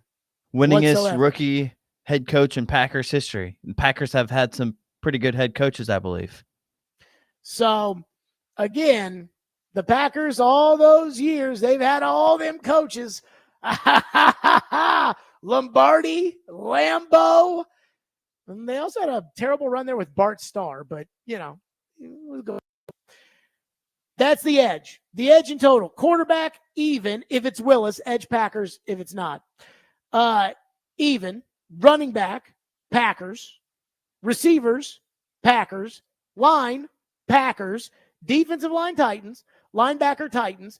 DBs, Packers. Special teams, even. Coaching, Packers. So by my count, that's 1, 2, 3, 4, 5 for the Packers. 2 for the Titans. And 2 even.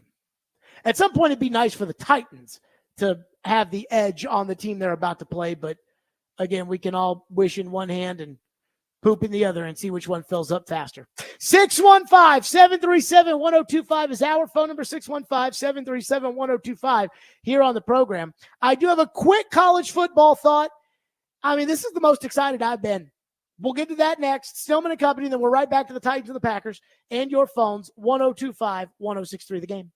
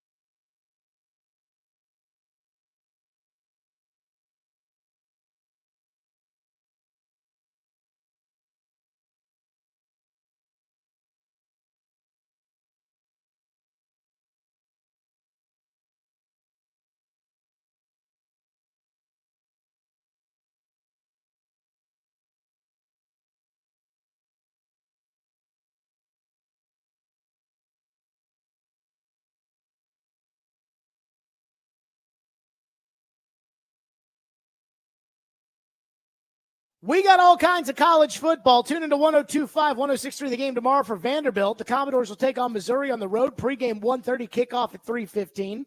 93.3 FM Totally Hits Nashville. We'll have MTSU as the Blue Raiders host Duke at Floyd Stadium. Pregame also 1:30 and kickoff is at 3.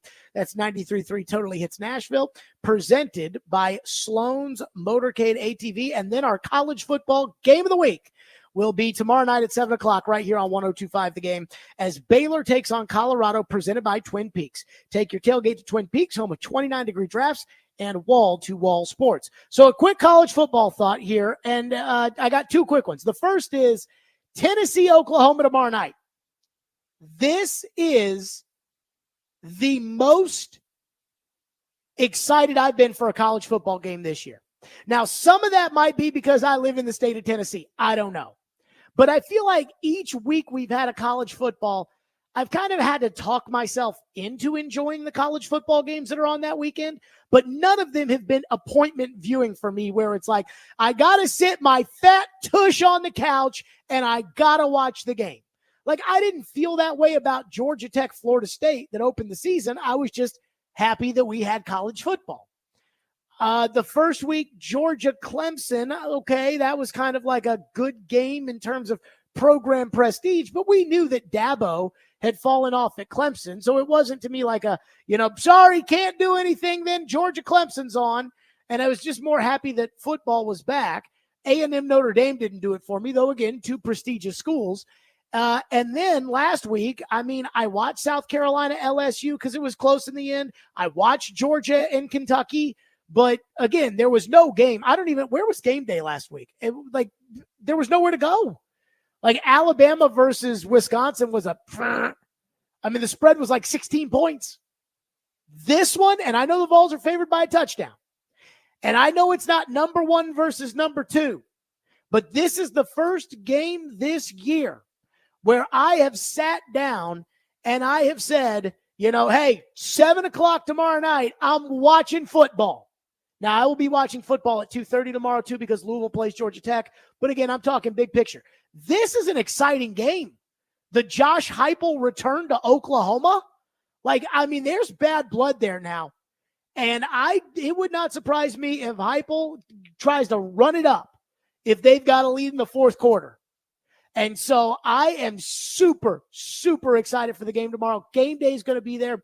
I know I poo-poo the idea of Texas and Oklahoma being in the SEC, but this is what you get with Texas and Oklahoma in the SEC. And for me, this is kind of like the big one that proves whether or not the Vols are for real. Because I think Georgia and Texas, although Georgia was not super impressive last week against Kentucky, I think they're the top of the SEC. And then Alabama, there was iffy with South Florida, but they did make up for it against Wisconsin last week. And the Vols have looked very good so far, but they haven't played anybody. So this is the first chance they get. Nico on the road in a true road game. Like, this is a legit, big-time college football atmosphere. It's a big-time college football game against a team that I think will be an average SEC team, but you never know in these things. So this, to me, is like a big prove-it moment for UT. So that's my first thought there. My second thought is Nick Saban, he was talking about atmospheres in the SEC on the Pat McAfee show. You didn't have to throw Vandy under the bus, Coach Saban. But the only place you play in the SEC that's not hard to play is Vanderbilt. Because when you play at Vanderbilt, you have more fans there than they have. And that's no disrespect to them. It's just the truth. Hey, when we played in Nashville, we had more fans, Alabama fans, than what they had Vanderbilt fans. Yeah, Nashville's a great city to go visit, too. It's like the Vegas in the Midwest. If there's an away game, it's certainly a good place to kind of go take a weekend trip to. We'll go watch Alabama do their thing to a football team. We'll get great seats because there's going to be a lot available. And then we'll do Nashville, too. What a win. I didn't even think about that. Vandy's working against a couple different things there. One of them is interest in their football team. But it's coming back. Yeah. It's coming back. Look, I got to tell you, Vandy, you can't lose to Georgia State the way they did. You can't. And I love how Saban's like, no disrespect, but I'm going to tell the truth around here. All right. Let's go to Steve, who's up next on the Titans. Thank you for calling. Thank you for waiting. Go ahead, Steve. Okay, man. Can you hear me okay? Yep, go. Okay, I have a question. A couple of segments ago, one you were ranking the worst losses in Titans history. Correct. And you said that if they lose to the Lions on Sunday, you'd put that up that loss number three of all time, right? Correct. Okay. Now, right after that, you did a segment on the edge, and you had 9 categories. You gave the Lions 5, the edge on 5 categories. You gave the Titans the edge on 2, and you had 4 of them, or the other 2, I'm sorry, scheduled even. So you're saying that the edge dominantly goes, I think, is the way I understood it, to the Lions. And at the same time, you're saying if they lose to the Lions, it'd be the 3rd loss in their history. I don't understand it. Well, because of who's playing quarterback. Huh. That's the issue. For the Packers, by the way, thank you for your call. For the Packers, it would be the guy that the Titans got rid of a week ago. Even though it's even with the edge? Okay. Yes. Like, it's depressing that your quarterback sucks as bad as he does through 2 weeks. Like, it's not a good thing that Will Levis is ranked 31 on the Athletics football list with Malik Willis and Skylar Thompson as the 2 guys behind him. That's not a good thing. In fact, that's a very bad thing. And that's why if you lose to Malik, I mean, it's going to be an unmitigated disaster. But coming up next, I have a very strong feeling. I already guarantee that if Malik plays, the Titans won't lose on Sunday. And I'm going to tell you exactly why. We'll get to that next. Stillman and Company here on the program. I got to tell you, now that I can see the YouTube chat during the show, somebody said stop copying Spiegel and Company. That's the show that Porth has to deal with in Chicago. First of all, they're probably copying us because it was Parkins and Spiegel like a week ago. And now that station, they got all kinds of talk about problems. They got all kinds of problems they're dealing with now.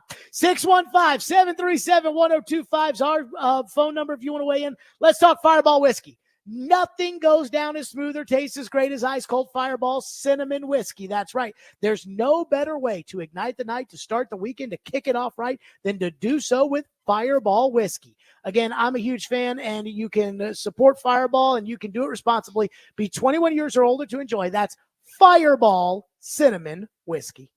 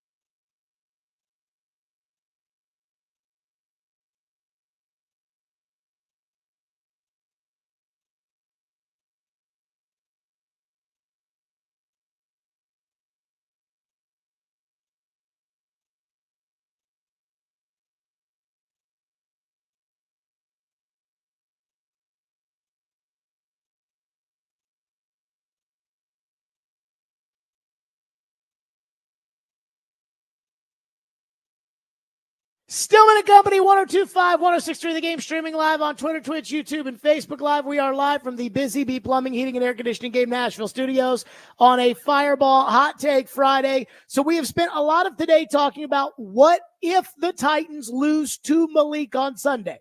You heard in Ian's update that Jordan Love is questionable for the game. They're not going to play Jordan Love. I would say 5% chance Jordan Love plays, 95% chance it's Malik Willis. And you know what? That's what we want, damn it. We want to see, is this team so bad that they're going to lose to Malik Willis, the same Malik Willis that was going to be the number 3 quarterback on this team? And I am convinced the answer is no. Now, I used to work with someone, as you all know, that would never take a game for granted. And with this Titans team, I don't think you can take a game for granted. But here's why I have already guaranteed that the Titans are going to win on Sunday if Malik Willis is the quarterback. And Brian Callahan didn't hint at it, but I think he kind of got caught with his hand in the cookie jar on it earlier in the week. And it's because the only way the Packers are going to win is if 2 things happen. 1, the Packers run the ball effectively, or 2, Will Levis gives them the game. And I am far more convinced that it is likelier that Will Levis will give them the game than it is that the Titans are going to let the Green Bay Packers run on them. You know, the old man used to have a saying, which was, I can always stop the run. I'll just bring down one more than you can block. Josh Jacobs is a very good running back, but there's no way on earth that he should be allowed to run it 30 times the way he did last Sunday against Indianapolis. If you watch the Indianapolis-Green Bay game, you'll know Indianapolis's game plan on both sides of the ball, but specifically on defense, was downright atrocious. Even Belichick criticized it, saying, I mean, at some point, Indy's got to do something different or it's going to be the same song and dance with them getting the football run all over them. And that takes us back to Malik. All Malik Willis can do is manage the game and maybe make 1 or 2 nice throws the way he did against Indianapolis.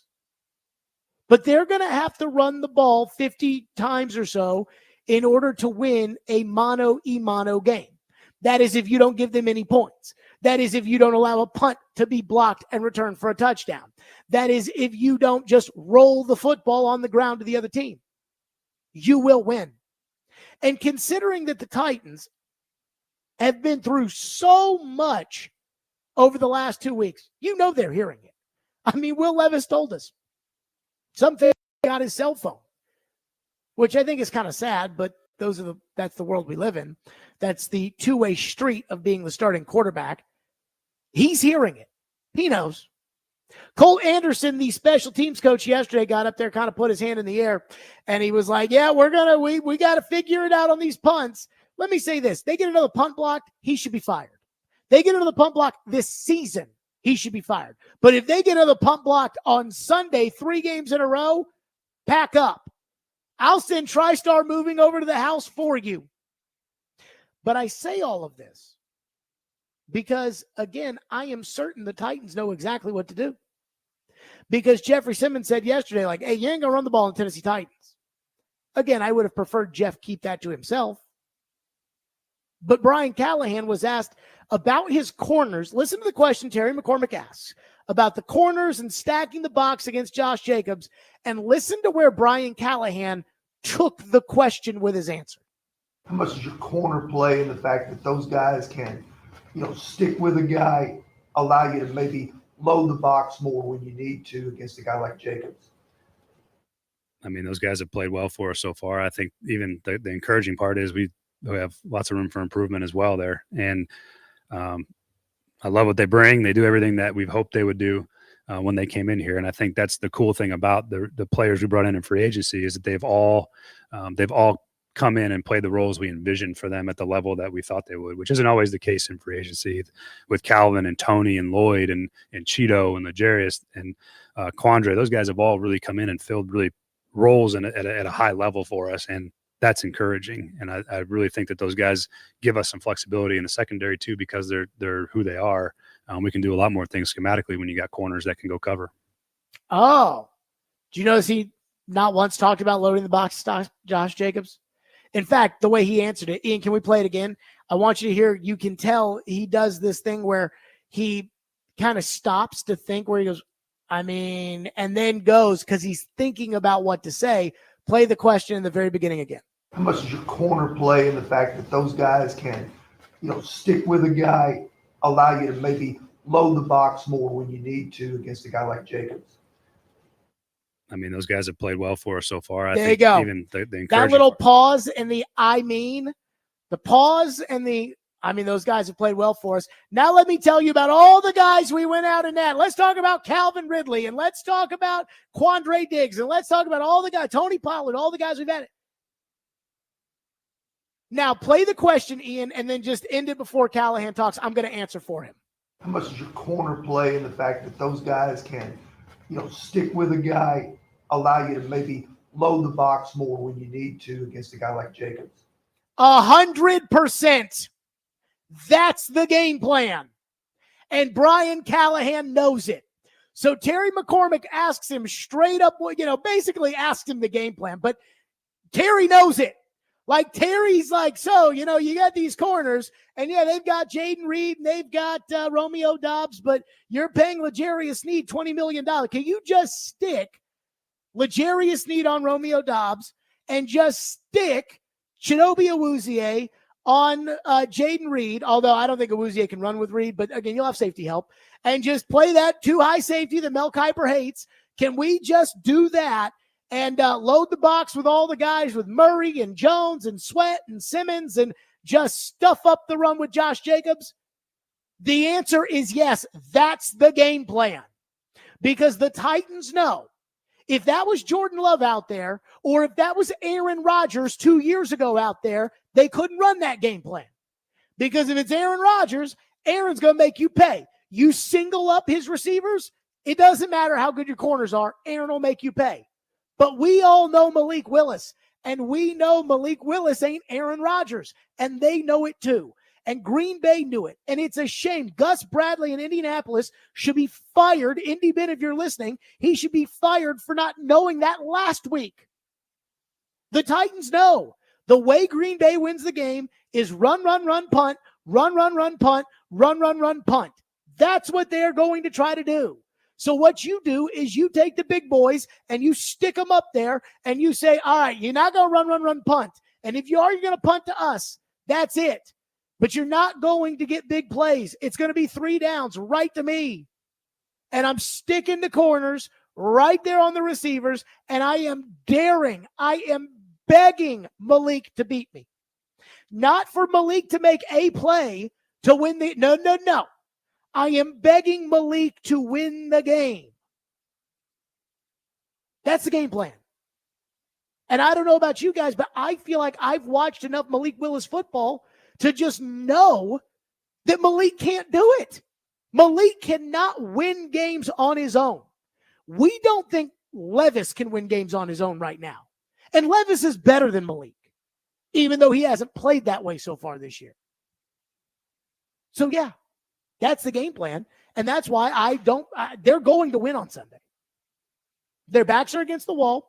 Levis knows he's made 2 stupid mistakes that have cost the Titans 2 games, so he's not going to do that. He's going to play safer football on Sunday. Maybe safe football that's a little uncomfortable. Like where it's like, dude, take a shot. Like, dude, have some marbles. He's not going to. Because he knows, he's like, the only way we lose is if I lose the game for us. The punt team is going to max protect on every single punt. They're not getting a punt blocked. I mean, if they get a punt blocked, Colt Anderson should be fired, and he knows it. Like, he knows if they get a punt blocked and they lose, and Brian Callahan shows up in his office on Monday morning and fires him, he shouldn't be surprised by that. So they're not going to get a punt block. So it might be close, because it might be run, run, run, punt on one side and run, run, run, punt on the other. But the Titans are not going to let Malik Willis just run the ball 53 times on him. And even if they were stupid enough to let that happen, they now have seen the Indy tape, so they're definitely not going to let that happen. Which is why I am convinced I keep talking about if Malik wins, it would be so catastrophic because outside of you literally pooping the game away, I do not see any instance in which you lose. Any instance. So I feel very passionate that when Malik plays on Sunday, you should win. And you will win. Because they're not going to move the ball. 615-737-1025, which is our phone number, 615-737-1025 here on the program. If you want to weigh in, again, that's 615-737-1025. Now, the other side of the coin is if they lose. Because while it would be kind of shocking for the Titans for Will Levis to make a boneheaded mistake a third week in a row, it was kind of shocking for Will Levis to do it a second week in a row. While it would be shocking for them to get another punt blocked, it's kind of shocking that they got a punt block last week. So if they do, then I think there's some questions that have to be asked around here. We'll do that next. Stillman and Company, 1025-1063, the game, 615-737-1025. Hey, be sure to join us for the pregame show, the award-winning pregame show. Be sure to join us this Sunday, 9:30, live at Bon Jovi's. So here's the deal. JBJ's on Broadway. Here's the deal. They told us they own JBJ's and Hank Williams Jr.'s bar. Hank Williams opens at 10. JBJ's opens, I believe, at 9. And they opened JBJ's earlier because they want Titan fans out to JBJ's. They're okay with Packer fans over at Hank's. Come on out, 9 a.m., 9:30, I should say, when the pregame show starts. And we will be there, and we will be having a blast and hanging out. Me, Derek, and Chris will all be there. But again, come on out because they want Titan fans to be there. And because it's the Packers, a very popular team, I mean, there's a legitimate chance that it could be overrun by cheeseheads if the Titan fans don't show up early. So we expect to see you guys there at 9:30. The award-winning pregame show is presented by Parman Tractor and Equipment, Sun Deck Nashville, Sloan's Motorcycle ATV, and award-winning Blue Note Juke Joint and Blue Note Crossroads Bourbon.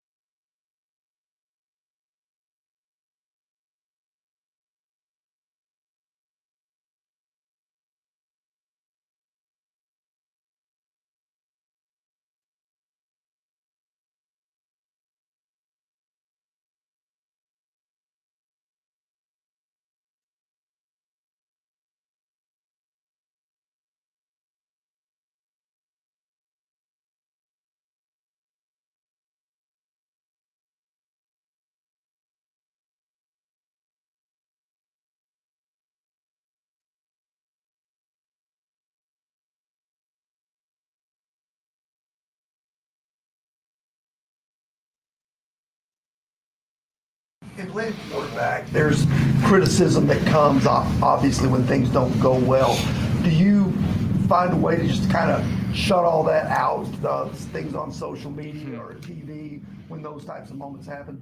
Yeah, I guess the thing I'm actually doing today, like get a new phone number. I don't know how my number got out there to the fans, but I gotten a lot of texts. So that'll be nice to shut that part of life behind me. And I haven't opened social in the last couple of weeks. So yeah, I just think that's the healthiest way to go about it. And yeah, I don't want to or care to see any things that people say about me. And I'm just going to keep chugging along regardless of what they say. So yeah, but it sucks that the world is the way that it is. And looking forward to having some privacy. That was Will Levis talking about, hey, I got people calling my phone. I don't know how. But the message is clear. He's hearing it. The question was, do you hear all the talk, and whether it's TV, radio, social media, do you hear the talk? And he's like, no, I keep my blinders on, but I am getting a new phone because everybody's calling and texting me about how I suck. So he is hearing it. So I don't think the Titans are going to lose on Sunday. I think he knows he's feeling it. I think the special teams knows they're feeling it. And again, I think it would take a cataclysmic disaster. Not that we haven't seen those so far this year, but I think it would take a cataclysmic disaster in order for them to lose. And I just don't see 3 of those happening in 3, or really 6, if there's another special teams and a Levis, 3 of those happening in 3 consecutive weeks. But if they do, there's going to be 2 talks around here that are going to be had. And I'm not saying when I say, this is what the talk's going to be, I'm not saying this is what the talk on Stillman and company is going to be, though it might be. You guys know me. I'm not a chess player. I'm a checkers guy. So on Monday, you'll know how I feel. But I don't know how I'll feel on Monday. But if they lose this game to the Packers, there's going to be 2 discussions that are going to be had. Number 1 is, do you bench the quarterback? That's going to be a question that they're already having it around the country. I do think it's kind of hilarious that the benching the quarterback discussions, I've noticed this now. I've done this long enough now to know those happen around the country more than they happen locally. And I don't know if that's every market, but that's definitely this market, because there was a lot more talk in 2019 about benching Mariota and going to Tannehill than there ever was. It was nationally than there was locally, because here we were all told by Robinson and Vrabel, no, Marcus Mariota is the starting quarterback and Ryan is the backup, and Ryan only gets in if Marcus gets hurt. And here we're all told Levis is the guy, and they believe in Levis, and Amy believes in Levis, and yet they're not. I mean, they're everywhere across the country. They're talking about, when do they go to Mason Rudolph? So if you lose to Malik Willis, a guy that you gave away for nothing, for a ham sandwich, because you had Will Levis and Mason Rudolph, then there's going to be a lot of talk about should they switch quarterback. And I think there's going to be a lot of talk locally about should they switch the quarterback. But I don't think they're going to do that unless Levis does another stupid thing like he did the first 2 weeks. And then I do wonder, like with Brian Callahan at that point, are you 3 strikes and you're out, or what? The second question or discussion that's going to be had around here if they lose this one is, do we need to be talking about tanking? Now, I have a hard time with the discussion on tanking, only because it's September 20th, and tanking for an entire year, I mean, that would just be so painful. Like, they weren't tanking last year or the year before that. They were 7-3 at one point in 2022. And that year was painful. So tanking is painful. And B, there's not really a quarterback, I don't think, to really get excited about. Carson Beck, I'm not sold on that being that good. Shedeur Sanders, I don't want any part of. And Quinn Ewers, I like, but he's always hurt. The good quarterbacks, I mean, Arch Manning to me is kind of the guy, the next And Arch Manning is at least 1, probably 2 years away. Because it wouldn't surprise me if Arch stays for 4 years at Texas. So then it's like, with all the money that's spent, what do you do? And this, again, I brought this up when Brian Callahan kept talking on Sunday about how the mistakes that Will Levis made were inexcusable and unacceptable, and he knows better, and we're gonna this and we're gonna. And I was like, well, what are you gonna do about it? Because if you don't do anything other than just get mad about it, then there's really, how can you guarantee it won't happen again? And I kept asking that question, I'm not asking the question saying what you should do in the question. I'm asking, what do you do? And if they lose to Malik at home, what do you do? Do you change the quarterback? Do you try to win with these veterans like Tony Pollard, like Lloyd Cushenberry, like DeAndre Hopkins? Do you try to win with those guys? Or do you just try to pack it up and say, hey, let's try to get Quinn Ewers and see if he can come in here? One texter says, can we guarantee, and our phone line is driven by WilsonCountyHunter.com, can we guarantee that the Titans defense turns over Green Bay? They shouldn't have to. But yeah, I kind of feel like they probably should. They feel like there's enough time in there. I really do. Where I've heard enough about how good the defense is. Let's turn somebody over. And quite frankly, I think they've heard a lot about how it's time to turn somebody over. 615-737-1025 is our phone number, 615-737-1025. We got a bunch of your phones to get to. Plus, the Titans have a problem on their hands, especially if the losing continues.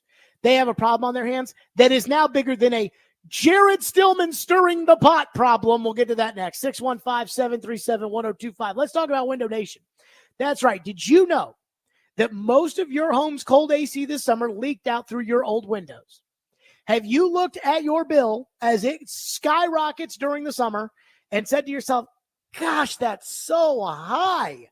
I know the answer is yes, because I've done the same. And if that's the case, get those old windows replaced. Because with the nice weather this September, it's a great time to replace them with energy-efficient ones and save money on heat this winter.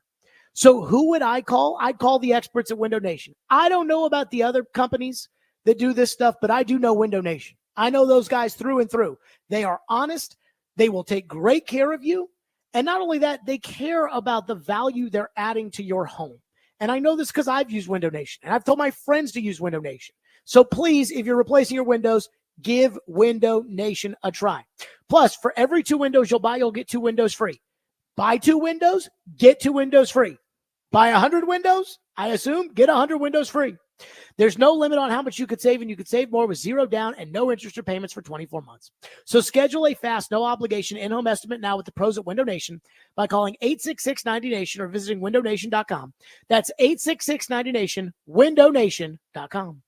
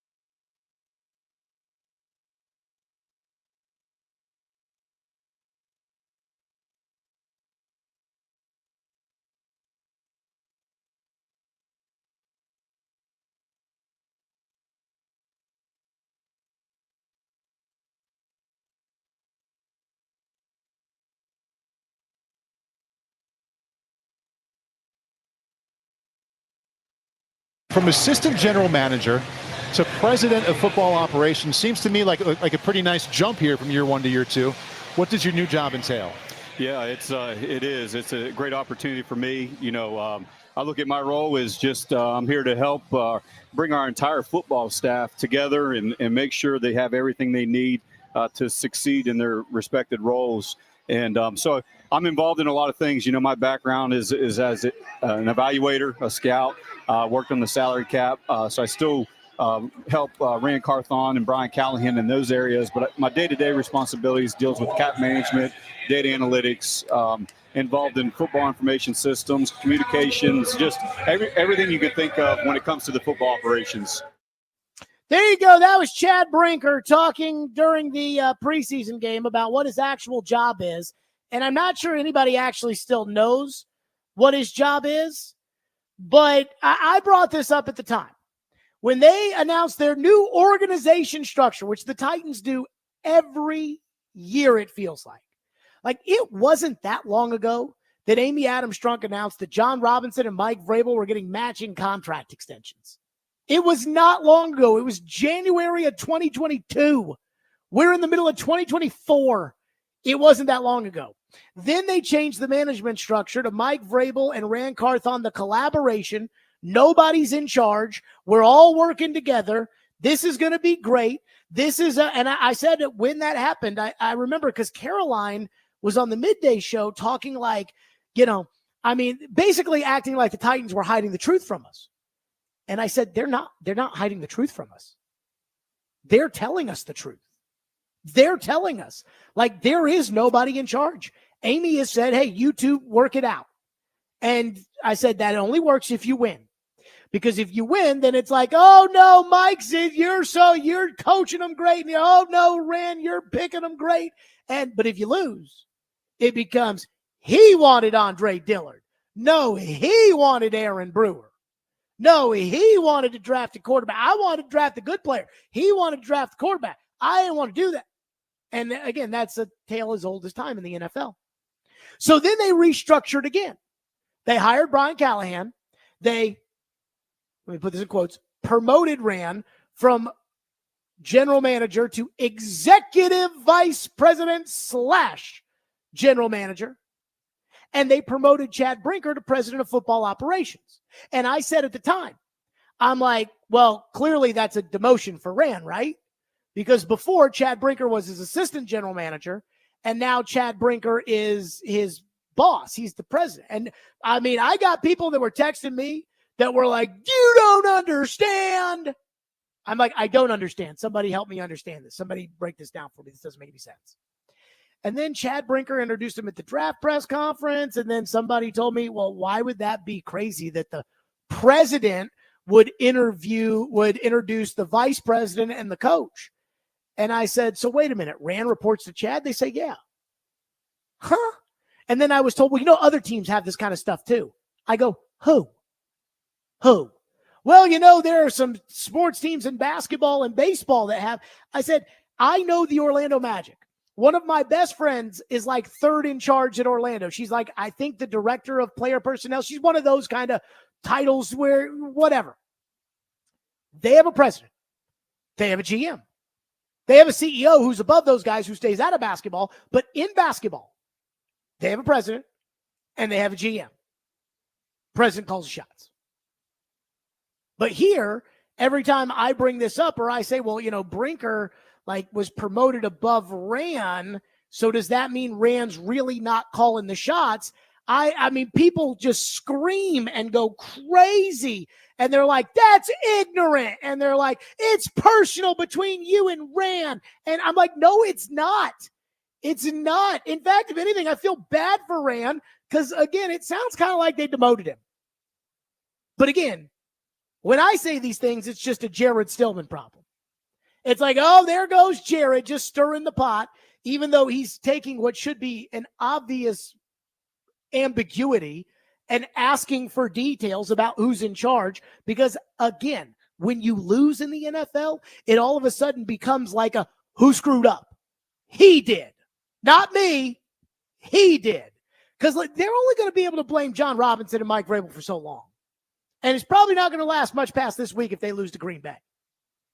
So Diana Russini on her Scoop City podcast, the one she hosts with former quarterback Chase Daniel, they were talking about Brian Callahan and whether or not he's thinking about benching Will Levis or if he was going to bench Will Levis.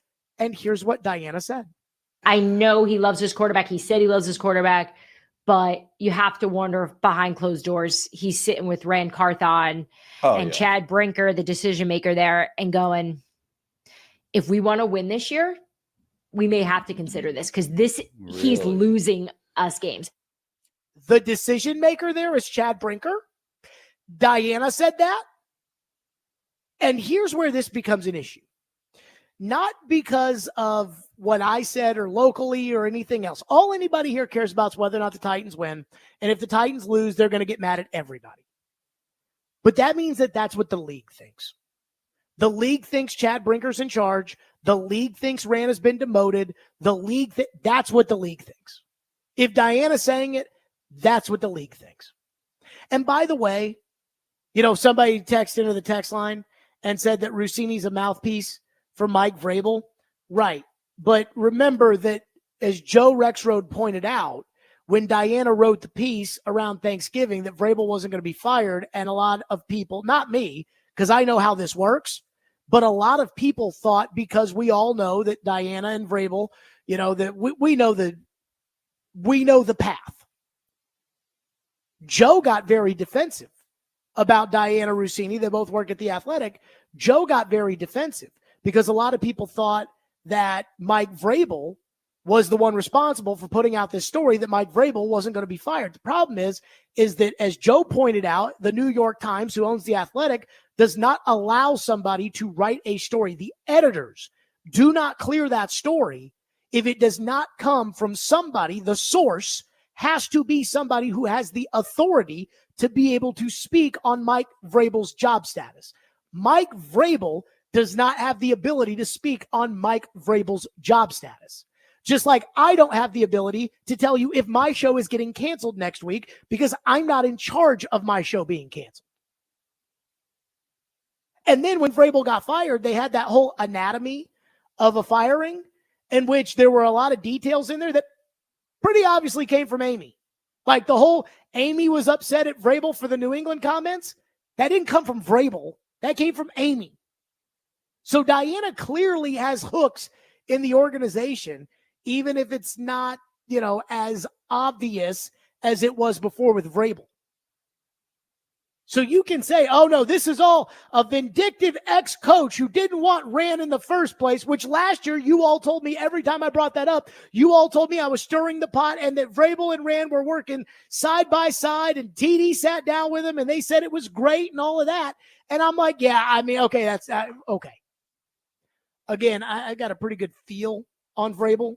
And when Vrabel said, I didn't say anything about Levis starting before the Falcons game, I'm like, oh boy. So, again, Diana's telling you, Chad Brinker's running the Titans. And if that's the case, they're doing Rand Carthon wrong because what they're going to do, because this is the Titans, is they're going to blame him if they don't win this year. If they do win, they'll say, everybody did this together. If they lose, he'll be the scapegoat. I already see it coming. And again, it's not just a Jared Stillman problem anymore because you got Diana saying it. So it's not just Jared stirring the pot. Jared's making stuff up. Jared's. Oh, okay.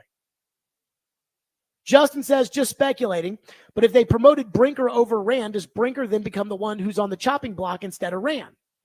Again, as we've learned with the Titans, it's always musical blame. It's always, I think the first guy on the chopping block is Levis. But if it's this bad for an entire season, like, again, I do not know what's going to happen if they lose to Malik. Because they could lose to Malik and Amy could accept it that the team's not good or that, well, we took a shot on the quarterback and I'm the one who reportedly wanted us to draft Levis, so put it on me and let's go find another quarterback and it's my fault. Don't blame anybody else. Or she could haul off and fire somebody the way she did J-Rob. And I'm not her, so I don't know which one she would pick. So I don't know who she would throw under the bus for whatever that's worth. One texter says, Skoronski is the 6th captain this week because his dad played for Green Bay. That's weak! ! I don't care who the 6th captain is. I do not care. And it could be Julius Chestnut for all I care. And it wouldn't, if that's why they picked Skoronski because his dad played for Green Bay and they're not even in Green Bay, like, that's not very good use of the 6th captaincy to me. I mean, for whatever that's worth. 615-737-1025 is our phone number. Add that to the list, 615-737-1025 here on the program if you want to weigh in. Stillman and company. And again, coming up next on the program, we're going to do a lot of your phones on this. And be sure to tune into the Sounds tonight on 94.9 The Fan as they take on Norfolk with first pitch at 5:35. Sounds baseball on 94.9 The Fan, presented by Twin Peaks, Family Leisure, 5 Points Roofing, and Busy Bee Plumbing, Heating, and Air Conditioning.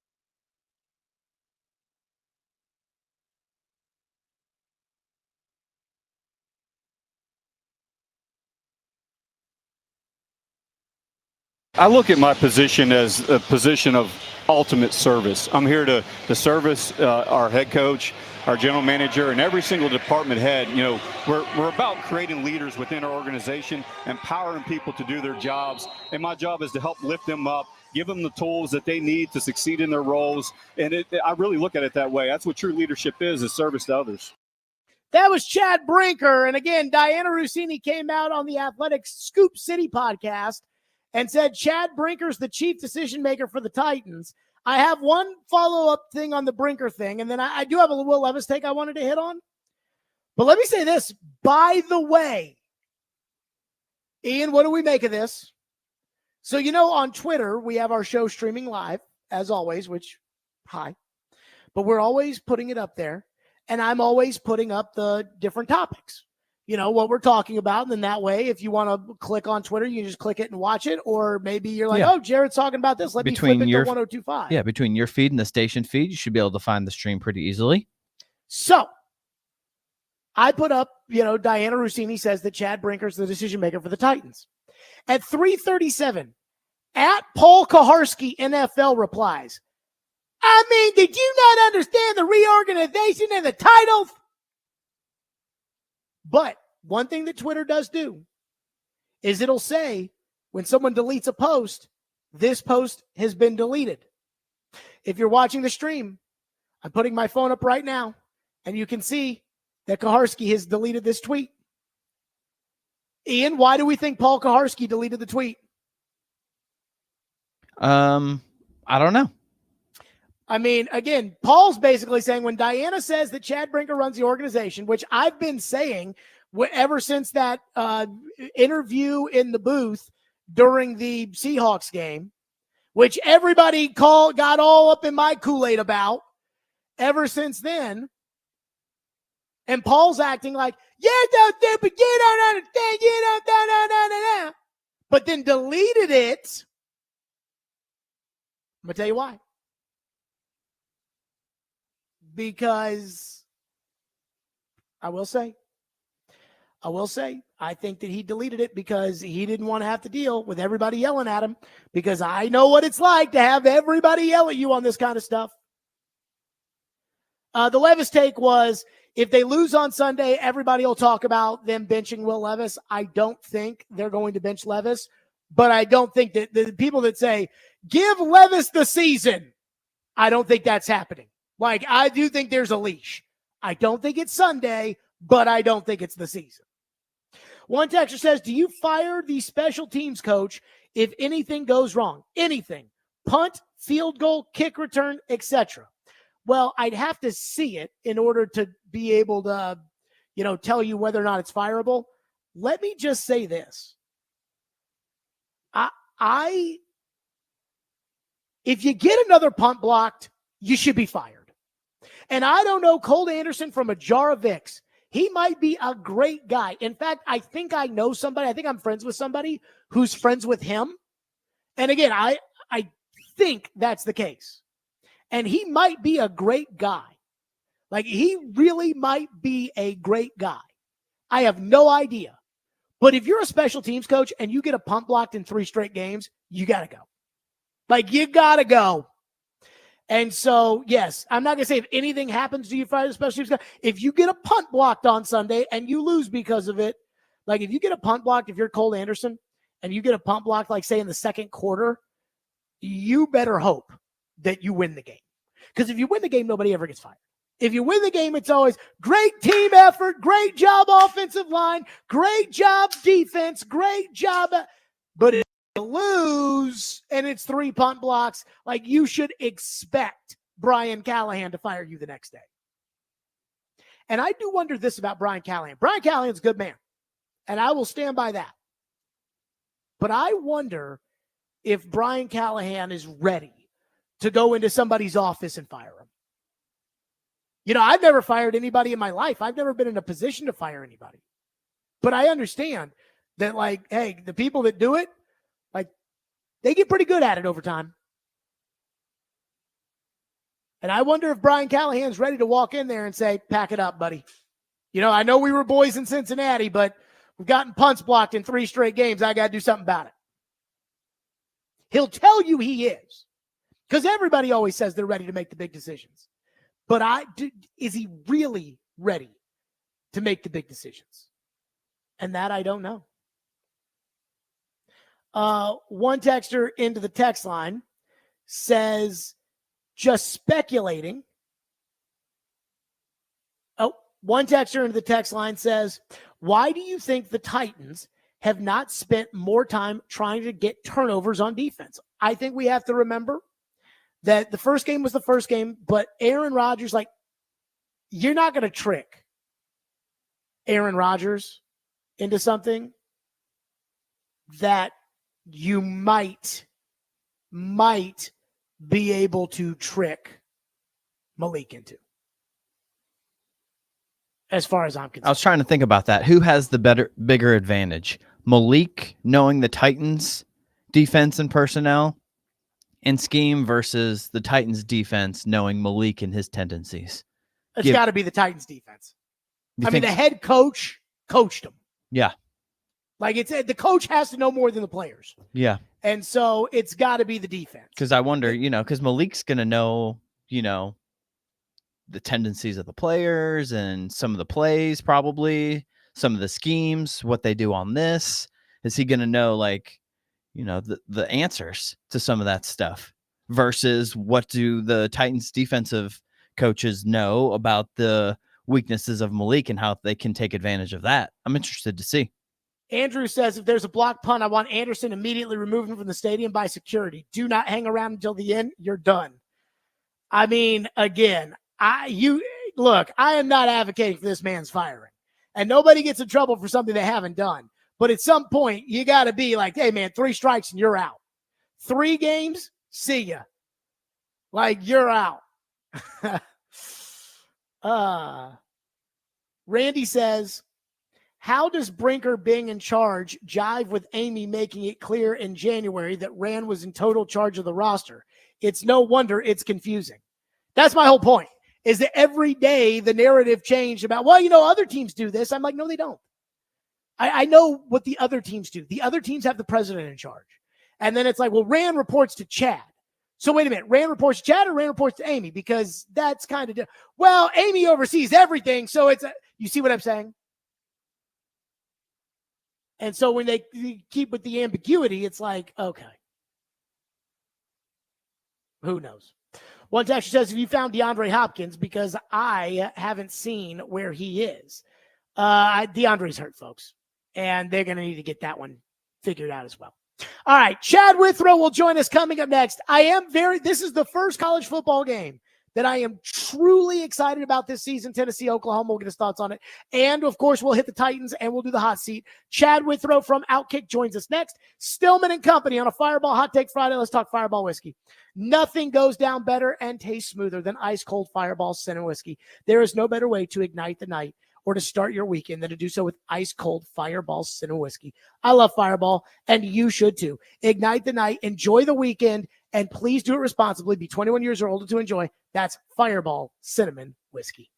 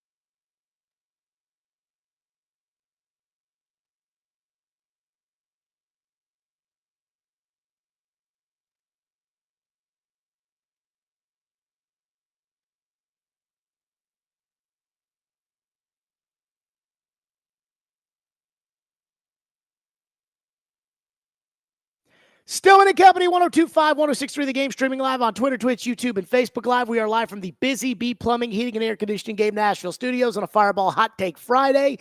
And Chad Withrow joins us at 5 o'clock, as always, presented by A Moment's Peace Salon and Day Spa.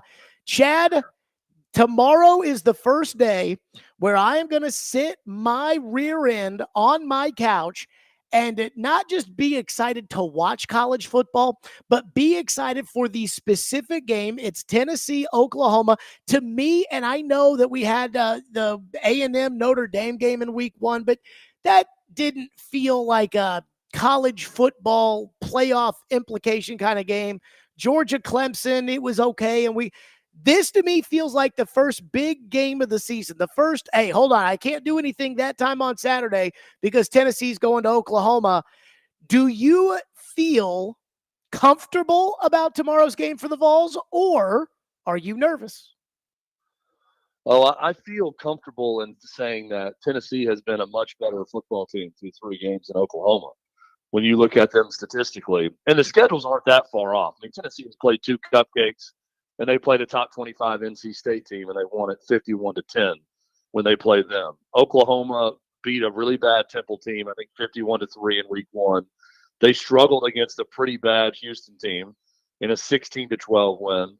And then they struggled, but they're up 21-16, I think, in the fourth quarter on Tulane before pulling away in that one.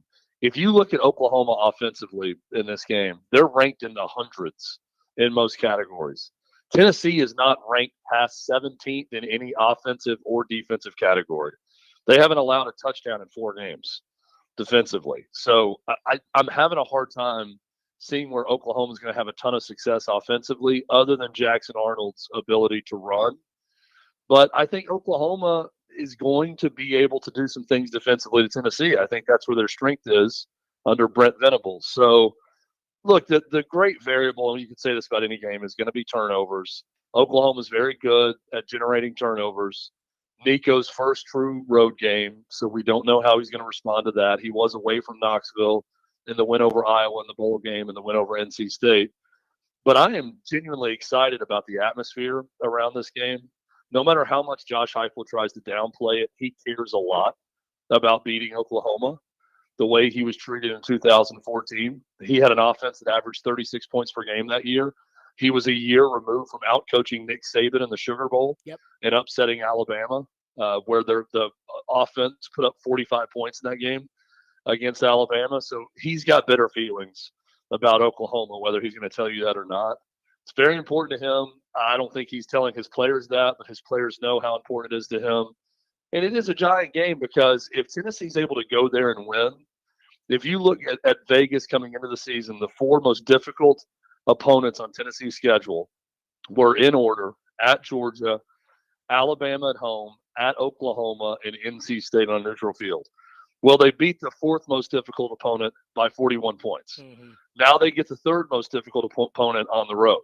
If they can win this game and get to 4-0, it looks really good that Tennessee is going to be one of those 12 teams in the college football playoff.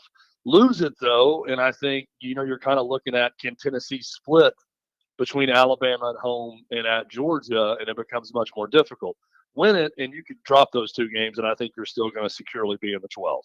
So here's my theory on the Josh Heupel Oklahoma thing, which is, you're right. I don't think he's told his players about it. I don't think he's making a big deal about it publicly. I don't think he's making a big deal about it in the building. I think it's a big deal to him. And I do think that matters. I think Josh Heupel coaches the way he played, which is, I think he's really cool on the outside, but I think inside, I think that this one means more to him. And I do wonder this. Do you think Oklahoma, because they ended up making the choice to move on from Heupel in order to hire Lincoln Riley, they made Lincoln Riley the head coach. They had success with Lincoln Riley as the coach. Do you think they regret 10 years ago firing Josh Heupel? Because if Josh Heupel was their head coach and had inherited the program from Bob Stoops, then I don't think he leaves to go to USC. We interviewed Rocky Kalmus on the show today, former Titan great, OU linebacker. You remember Rocky Kalmus, obviously. Yeah. And he loves Josh Heupel. Teammates with him on those teams in Oklahoma. And we talked to him about this.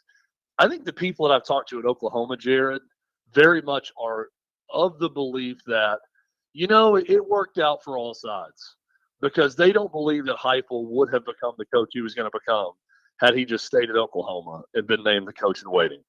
That really restarted his career, where, if you remember, Josh Heupel went to Utah State for a year. He recruited Jordan Love. He's the reason Jordan Love went to Utah State in that 1 year. Then he goes to Missouri and has success. Then he goes to UCF as the head coach and has success. And now we see what he's doing at Tennessee. So it really did kind of help form the coach that he is, and it forced him to make some adjustments to his offense that he made.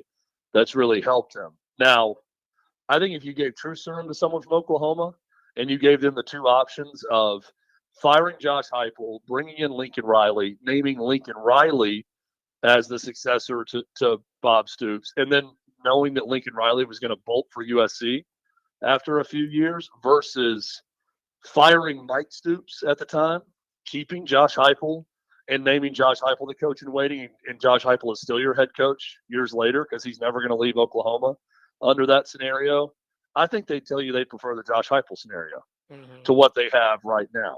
They're not saying it, but I truly believe that they would prefer that. And I think that he would be the coach at Oklahoma had Mark Stoops made a different decision. Does Brent Venables worry you defensively in this game, even though Oklahoma has not been as impressive in the kind of run up to this game as Tennessee has? Tennessee starting left tackle Lance Hurd being questionable concerns me in this game. I thought he was being set out against Kent State just to preventative measures, but he may not be able to go. That's a problem for Tennessee. I think Danny Stutzman is really good. I think Tennessee is going to try to do some things to get him moving with some guys in motion to try to just sprint him from sideline to sideline and kind of wear him out defensively as the game goes on. Oklahoma defensively, I believe they have the guys where they can load up against the run and at least limit Tennessee in the running game, which no team has been able to do yet this year. No team has slowed Tennessee down on the ground so far this year. Tennessee hasn't had to do a ton in the air because they've been able to run it so effectively. I think Oklahoma can shut that part of the faucet off, and they're going to challenge Nico to beat Tennessee vertically down the field, and he can do it, and these receivers can do it. So if I had to predict where Oklahoma can affect Tennessee, it's going to be in the run game because they're going to commit to all their resources to slowing down the run, but it's going to offer up some one-on-one opportunities on the outside. If Tennessee's offensive line can hold up with a backup left tackle, I think Tennessee's going to have some huge plays through the air in this game. Chad Withrow with us from Outkick, presented by Moments Peace Salon and Day Spa. What do we expect for Oklahoma's SEC-like atmosphere for their first big SEC game at home? You know, I mean, Oklahoma is certainly no chump, but is it an SEC? You know, is it LSU? Is it Auburn? Is it Georgia? Is it Tennessee? You know, in terms of road environments? I think for one night, it's going to look as good or better than most of those places. It's going to be terrific. I mean, it's going to be as good as Auburn or LSU or go down the list, the Swamp. Look, this is a place that is statistically, and we can say also the Big 12 and OU's dominance in the Big 12 has a lot to do with this, and the fact that they never play Texas at home. They play on a neutral site. Sure. But they're more successful than almost anyone in America at home over the years. They very rarely lose at home. They have not been a touchdown or more underdog at home since 1998. That's the year before Josh Heupel got there as a player. So this is pretty historic that they're a touchdown underdog at Tennessee in this game. We have not even seen that a lot. So I think the atmosphere is going to be incredible. It is going to be very, very loud. Tennessee, who's a fast starting team, they want to get up early on Oklahoma and negate some of that home field advantage. But, yeah, I think it's going to be very, very SEC-like in this game. Talking to an Oklahoma reporter yesterday, they're all looking forward to going to the Grove in a few weeks. They're going to Auburn next week. This is their first chance to get to experience some of these SEC venues covering Oklahoma. But I think for at least one night, you're definitely going to see a very, very SEC-like atmosphere in Norman. What is your confidence level, if you had to put a percentage on it, that Tennessee ends up in the college football playoff today? And let's say in 48 hours, if they win, what would your percent confidence level be that they make the playoff? I'd say right now it's about 65%. I feel good about them making the college football playoff. If they win, it goes up to about 85. I think it's a 20% bump. I think if they lose, it goes down to 45. I think it's a 20% swing either way. Look, it's not the end of things for Tennessee if they lose to Oklahoma, but by any means. But I just think it gives them a little bit of cushion if they're able to go on the road and win this game, knowing they get a bye week next week, then they go to Arkansas. Then they got that difficult 2-game stretch. And look, I know Florida's what they are right now, but ask any Tennessee fan. Beating Florida is always tricky for whatever reason for Tennessee, even at home, even if it's with an interim coach at that point, and Billy Napier's fired. So they get Florida and Alabama back-to-back at home. And that's going to be a key stretch after this game tomorrow night. So, yeah, I'm feeling very good about Tennessee's chances of making the playoff if they win on the road at Norman. If they lose, it's a little bit less than 50%, I think, of them making it. First game this season that I'm literally like, okay, Vols game, and you know me, I'm not a Tennessee fan. So, but it's the first game this year that for me has been a must sit my rear end on the couch and watch the game kind of thing, as opposed to like last week, I convinced myself to watch, South Carolina, LSU, because it was close and it was on. And so I was into it in Kentucky and Georgia and then Vandy and Georgia. But this is the first one where it's like, okay, this is the big game. And I don't know, maybe it's because I live in Tennessee, but I also feel like will this one live up to it? Yeah. I think there are other games that we would say that's the first big one. Texas at Michigan is one that everyone circled, and that was a blowout for Texas, so it wasn't as interesting. USC, LSU, a little bit of that, but that game is good, but not necessarily great. Wisconsin, Alabama was interesting. Cross-conference matchup, didn't live up to the hype. So will this game be thrilling, in the fourth quarter? We don't know. But, I think in terms of hype, because of the hype-ul factor, yeah, it's the top game of the year so far. Chad Withrow with us from Outkick. The hot seat awaits next. The Titans staring down 0-3. We will do that next on a Fireball Hot Take Friday at Stillman & Company, 102.5, 106.3 The Game.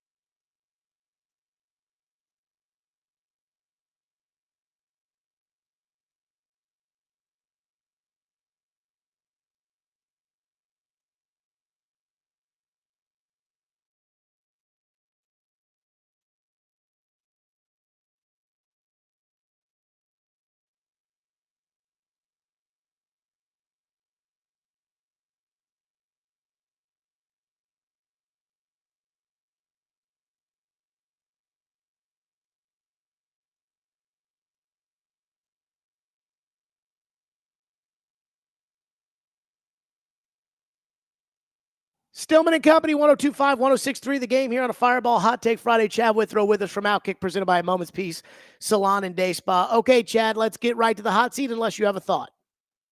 My thought is let's get to the hot seat. Number one, how will Amy Adams-Strunk react to 0-3 if the loss is to Malik Willis?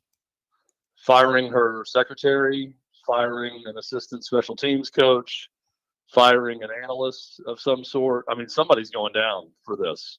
I don't know who it is, but, it's like the Daniel Day-Lewis movie. There will be blood if the Titans lose to Malik Willis and the Packers. Somebody is going to get fired, would be my guess. This is an owner that hasn't always handled things, I'm not going to say rationally, but, even keeled when something goes bad. There's been some emotional responses to things. I think the A.J. Brown game and the firing of John Robinson is one of those examples. There's accounts of her being very angry around the locker room of the team and being very vocal about it after games, after losses too. So, a lot of people abide by the 5-10 minute rule, to take a deep breath before they react and respond emotionally to something. I don't know that Amy Adams-Strunk does that. And this would be quite the emotional moment. And I wouldn't blame her, if the Titans were to lose to Malik Willis after trading him away and saying that Will Levis is their guy. And then if the Packers can bring Willis down after seeing nothing from him in a Titans uniform and win here in Nashville, that's one of the low points in Titans franchise history if that happens. So we talked about this today, and we would say, I guess it would go up there with the 2011 loss to the 0-10 Colts that kept the Titans out of the playoffs. And I think it would also be up there with the Vince Young throwing his pad in the stands in 2010. Just in terms of when you look back on it, it's not like Malik Willis is going to go on to great things in the NFL. Correct. Right. This is just his time to start because out of necessity. He doesn't do really anything last week, but Matt LaFleur gets a game plan where they can run all over Indy and win a low scoring game. He's got his center puking on the football where he can't throw it during the game.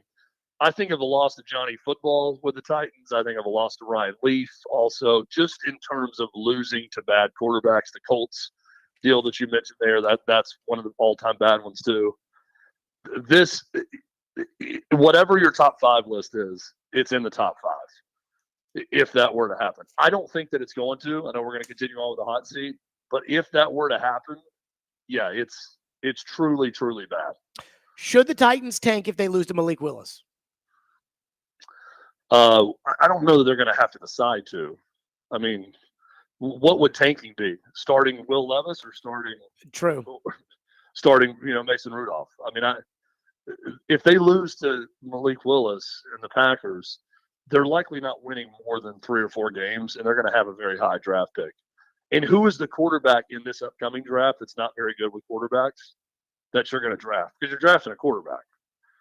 If you're even thinking about tanking, you're drafting a quarterback in the first round. So no, I don't think you're going to have to make some decision to tank if that were to happen. Well, the worst part about it is I think the best quarterback in the draft might not even be the best quarterback on his own team. And that's Quinn Ewers. I mean, I'm not a Carson Beck guy, and I have no interest in Shador. So that would then leave me with Ewers, and I'm not even convinced Ewers is the best quarterback on his own team. Yeah, and then, a year from now, you get Nico. You're going to have some other bigger quarterback, Arch Manning possibly, but he might stay all 4 years at Texas. I mean, this is not the cycle to want to be drafting a quarterback. I'm with you on that one. When would you give up on Will Levis? I mean, I honestly, if I want to go back to it, it was his answer to Peyton Manning probably before he was even drafted. I mean, you know me, Jared. I was never high on the pick. I've never been overly confident. I probably secretly was out at that point. I was out watching him in Kentucky. There was that game in Neyland Stadium where he was just awful. And I kept hearing all of these excuses. Well, he's hurt and his offensive line sucks. And I'm like, well, did you see where he just panicked, threw it up to the defense 3 times? Like, you don't have to do that. Your offensive line can be bad and you can take a sack without fumbling. You don't have to throw a pick 6 to the other team. And I saw that just 2 or 3 too many times in his career at Kentucky. And it's continued to the Titans. And I don't understand why people are surprised anymore, because this is who Will Levis is. He does not have a good sense of calm during a game. Even when good things happen, he's not calm. I mean, he's going crazy when those things happen. You don't see that from the best quarterbacks in the NFL. You just don't. So I was probably out before he was even drafted. But, when was I officially out? It's when he comes back after that horrible moment in Chicago and decides to get inverted like Maverick in the original Top Gun to the ground and try to roll the ball to a running back and turns it over and costs the Titans points. That was the official in-game moment where I was out on Will Levis.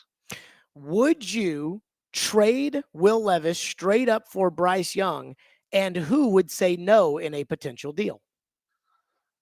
I would absolutely do that, just to see if Bryce Young was just broken by Carolina or, if he's broken in general.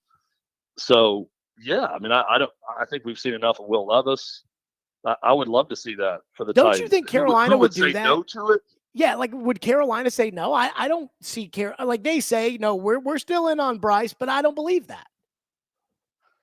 Yeah, it's hard to predict something from the insane. If you give me like a logical person, I can predict what they might be thinking or what they'll do, but I don't know what David Tepper's thinking or what he would say from not even day to day, from minute to minute, how he would respond to that. So what Carolina's saying publicly, they wouldn't do it. But, I mean, I would do it if I were them. And I would certainly do it if I were the Titans. But it's hard for me to say what Carolina is going to do because, as we've seen with David Tepper, that's very unpredictable and usually not the right thing. Do you believe that Bryce Young still has an ability to be an NFL quarterback? I do. I think it's very specific, though. I think what we've seen now, he's not just some plug-and-play NFL starter. I liken him to Gardner Minshew. You need to find a spot that will allow for someone who's smaller in stature, that moves around really well, that can excel at quarterback. I think of a Minshew type player. So it's not going to work everywhere, but if you find the right system, I think that he could still possibly work. Who will end up being the better quarterback, Arch Manning or Nico Iamaleava? I mean, if I had to say right now, it's Nico, because we've seen more of him, and I like what I've seen from him. Now, if you're just asking me, predict right now who's going to have the better career, it's Arch Manning because of his support system, because of his family, because of who he can rely on for information, and how grounded the kid seems and everything. I mean, he's so grounded. Eli and Peyton both spent all 4 years in college. I think he's probably going to do the same. I don't think he needs money with his family, and he loves college football, and he'll probably stay and start for 2 full years at Texas and complete all 4 years in college and not leave early. So I think ultimately because of that, Arch Manning is going to be the better NFL quarterback. But, I mean, there's nothing not to like about Nico right now. I mean, there's nothing not to like about either of them. I mean, I was watching Arch run the ball against UTSA, and I mean, he is athletic. I mean, I think they're both really good quarterbacks. 73-yard run, 21 miles per hour. I think he topped out at speed. For a Daniel freshman, Jones ran like 23, 24 miles per hour too. So I don't want to get too caught up with just flat out straightaway speed that we saw from Arch Manning. But yeah, he is an underrated athlete, because everyone immediately thinks about Peyton and Eli being immobile, but they forget that Archie was a very mobile quarterback, and his dad was a wide receiver at Ole Miss before he had the spinal injury. So there's some athleticism in that family, not just the ability to throw the ball. They can run it in the Manning family too, but you forget about that because of Peyton and Eli. Can Clark Lee recover from Vanderbilt's devastating loss Saturday? Well, now he's got to go steal one. I mean, I would count, beating Virginia Tech as a almost 2-touchdown underdog at home, stealing one early in the year. Now he gave one back where they were a double-digit favorite. So, yeah, he can recover, but, it's going to take shocking somebody. right? It's going to take certainly winning at least one game in the SEC, which looks like their best opportunity is probably South Carolina at home. If they can win that one, that to me would probably be stealing one.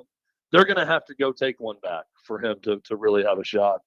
But again, Jared, I say all of this not really knowing what Vanderbilt's thoughts or commitment is to football, which looks better now that they're improving the stadium and doing some different things. So if it is better, then he's going to have to go steal one to keep his job, unfortunately, because I love Clark Lee and I'm wishing him well, but that's a tough one on Saturday night to lose to Georgia State. That was devastating. Like it was, I just, oof. I mean, I watched that when they scored to take the lead. I was like, okay, they're going to avoid a disaster here. And then when they lost, I just thought, I don't know how you put lipstick on that one.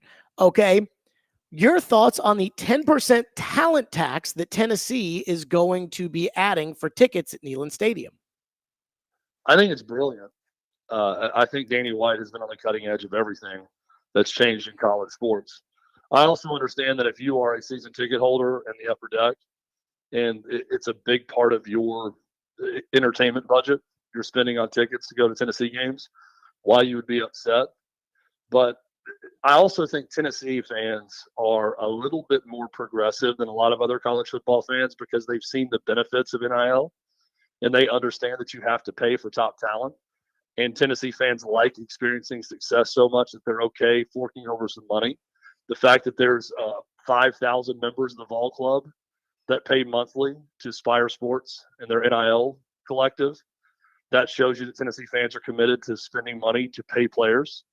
So I think with this fan base, because of the success, it's going to go over just fine. And the fact that there's a long waiting list for season tickets. So Danny White knows that he can play this game now. He's got leverage. Tennessee looks really good. They're exciting. And he knows that if someone wants to walk away because of this and not, pay for their tickets, there's going to be other people ready to buy the tickets also. So I think it's a smart move. Danny White's talked about having to have a plan for when this ruling comes back from the courts and they're going to have to fork over $22 million a year in revenue to players. You got to find new revenue streams. You got to find places you can cut otherwise. This is just one of those things, and I really like it. Are you surprised by Caleb Williams' struggles through 2 weeks as a rookie? No, I wouldn't say surprised. I mean, there was always going to be a learning curve for him coming into the league. So I haven't really seen anything that shocks me so far. I did laugh when C.J. Stroud tried to give him advice. And I don't know if you saw the video of that. I did. But he just shrugged him off and was like, please stop talking to me, and didn't even really acknowledge him. And I kind of like that with Caleb Williams, simply because C.J. Stroud's a year older than him. It'd be one thing if you lost to Tom Brady or Aaron Rodgers and they were trying to impart some wisdom to you after the game, but this is his peer. He thinks he's better than C.J. Stroud right now. They're 1 year apart. He's definitely not better than C.J. Stroud, though. Well, C.J. Stroud's a lot better, but my point is I don't want to hear from someone after a loss that I think, is one of my equals. If you're Caleb Williams, he's only a year older. Yes, he had a great rookie year, but I don't want to sit there and chit chat with somebody after a loss. So I get tired of that in the NFL, like the jersey exchanging culture that you see at times. Like, I don't want to talk to you after you beat me. I'm not going to sit there and hang out forever. It doesn't mean be, a prick to somebody that comes up to you, but I'm not going to sit there and hang out and chat about your life with you after you just beat me. So I like that part about Caleb Williams. I'll just say this. Week 1 last year, Trevor Lawrence did the same thing. He went up to Anthony Richardson and was like, dude, you cannot take the hits that you took in college. And I think Anthony Richardson probably was like, okay, yeah, thanks, man, and walked off. And then Anthony Richardson got concussed and missed a game. And then Anthony Richardson, Harold Landry busted his shoulder open. And so I see what you're saying. I think he's trying to help Caleb. And I just think Caleb's too smart for everybody. He's like, I'll just put that in my purse and move on.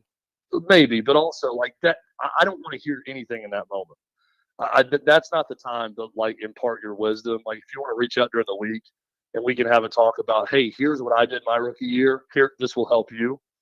I'm fine with that. My point is when you lose a game in the moment, like whatever your reaction is, other than, basically Caleb Williams doing what he does on his fingernails, and saying, F you to the person, then I'm fine with it. Like a little bit of a competitive fire and edge and being mad about losing and playing poorly and not wanting to sit there and just nod your head. Yes, sir. Yes, sir, CJ Stroud. Yes, sir. I will clean up those mistakes, or I will learn from these mistakes. You would hope that if you draft someone number one overall, they understand they need to learn from their mistakes. So it's not like there's a lot of true wisdom coming from CJ Stroud. And I like CJ Stroud a lot. We interviewed him at the Super Bowl. Really like the guy, but come on, that's not the time. Last one for you. Your reaction to the reaction that Brian Callahan has received negatively about his outburst at Will Levis on Sunday. I mean, grow up, people. If you really have a problem with that, give me a break. Ryan Fitzpatrick, NFL Network did an 8-minute sit-down discussion about whether or not Brian Callahan was over the line. For questioning, what are you thinking? I mean, did anyone – that's what's crazy to me is guys who actually played NFL football would even question this or discuss it. That's just so ridiculous. Callahan reacted exactly the way I reacted, the way every Titans fan reacted at the moment. I reacted. What the bleep are you thinking? I mean, that is not over the line at all. That's the minimum of what he could be doing. Showing up as quarterback, the quarterback showed himself up in doing that after the week before. Like, whatever Brian Callahan says is not going to be worse than America making fun of Will Levis for that screenshot, that still photo of him throwing the ball with his belly button almost touching the ground, trying to get it to a running back behind him. That's showing yourself up. Brian Callahan saying that on camera has nothing to do with anything. And here's the other thing. My advice to Brian Callahan, which he'll probably take the same way that Caleb Williams took advice from CJ Stroud last week, which is he doesn't want to hear it at all. Don't apologize for that. I agree. Don't sit there and say, oh, I'm on camera now. I really got to shut up. This is football.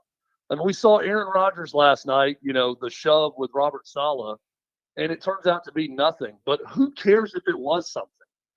I mean, come on. That is not something you apologize for. I did not like the apology from Brian Callahan. I agree. Chad Withrow from Outkick, as always, on a Fireball Hot Take Friday. Chad, great stuff. Enjoy the football this weekend, and we will talk soon. And if you were a Titans fan that was offended by that moment, toughen up. Tighten up and toughen up. That's my advice to those Titans fans. Thanks, Jared. Have a great weekend. Yep, Chad Withrow from Outkick on the program, 102.5, 106.3 The Game.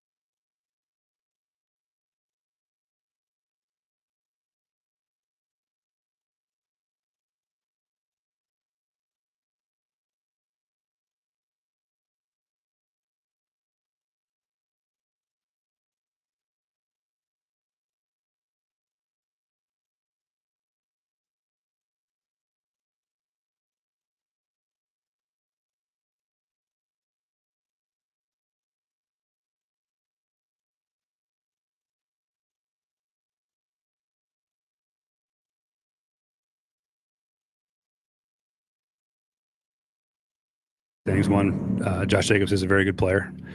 I think they do their offensive line, I think, is probably underrated. I think they do a nice job both in the run and pass pro. And then ultimately, I think that offensive staff there is high level. They do a really good job. Matt's an excellent play caller and play designer and schemer, and put his guys in great position to have a chance to win the game. And they executed it very well. But I've always been a fan of Matt and the things that he's done offensively and the way that he's leads that team there. I mean, they've done a really nice job for a number of years now. So that's the biggest reason to me is they got good players and a good scheme, and they did a nice job making it come to life. And I thought Malik did a really nice job of keeping the team in position to win. You know, he didn't turn the ball over, and basically executed exactly as I'm sure he was asked to. So really a tip of the cap to all those guys on offense. They did a great job on their offensive staff, on their offensive roster of executing a well-designed plan. Okay, that was Brian Callahan talking about the Green Bay Packers offensive coaching staff. Yes, Matt LaFleur, the Matt LaFleur that was here that took 12 weeks to realize that Derrick Henry was probably the best player in the offense, that Matt LaFleur.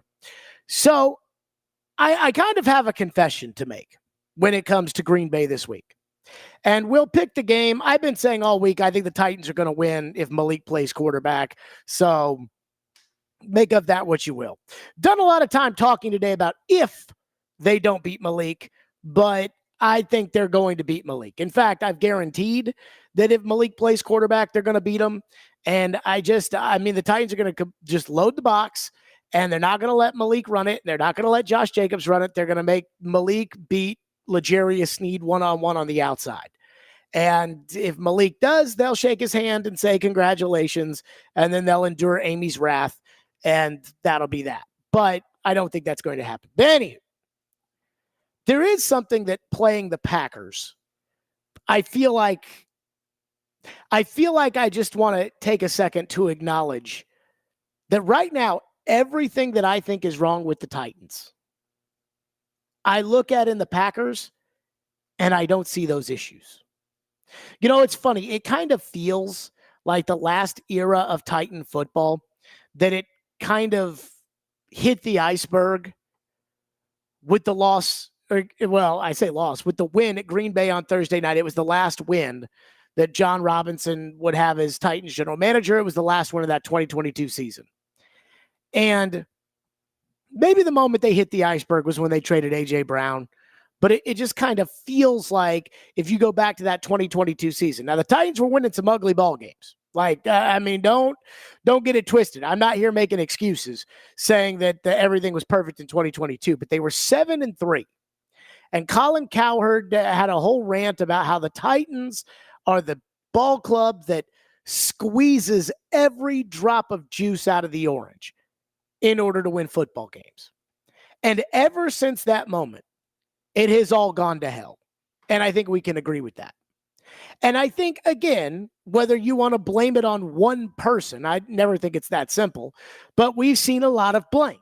We've seen a lot of blame on the 1970 offense the Titans run with Mike Vrabel, and we've seen a lot of people throw Vrabel under the bus, and we've seen a lot of people throw Robinson under the bus, and now we're starting to see people throw ownership under the bus. And so it's kind of like this whole conglomerate of issues that have led to the fact that you stink. And that right now you're 0-2, you might be 0-3. You know, it's you can't protect your punter, no matter who the special teams coach is, so on and so forth. And then I look at the Packers, and I just think about how jealous I am of the Green Bay Packers as an organization. That's the kind of organization that I want to be. And again, they may lose to the Titans on Sunday. If Malik plays, they probably are going to lose. If Jordan Love were to, somehow get out there, I would think that they would be favored if Love was playing quarterback. But again, the Titans can beat Jordan Love. The Titans almost beat Aaron Rodgers last week. But again, I cannot tell you how jealous I am of how well run the Green Bay Packers are.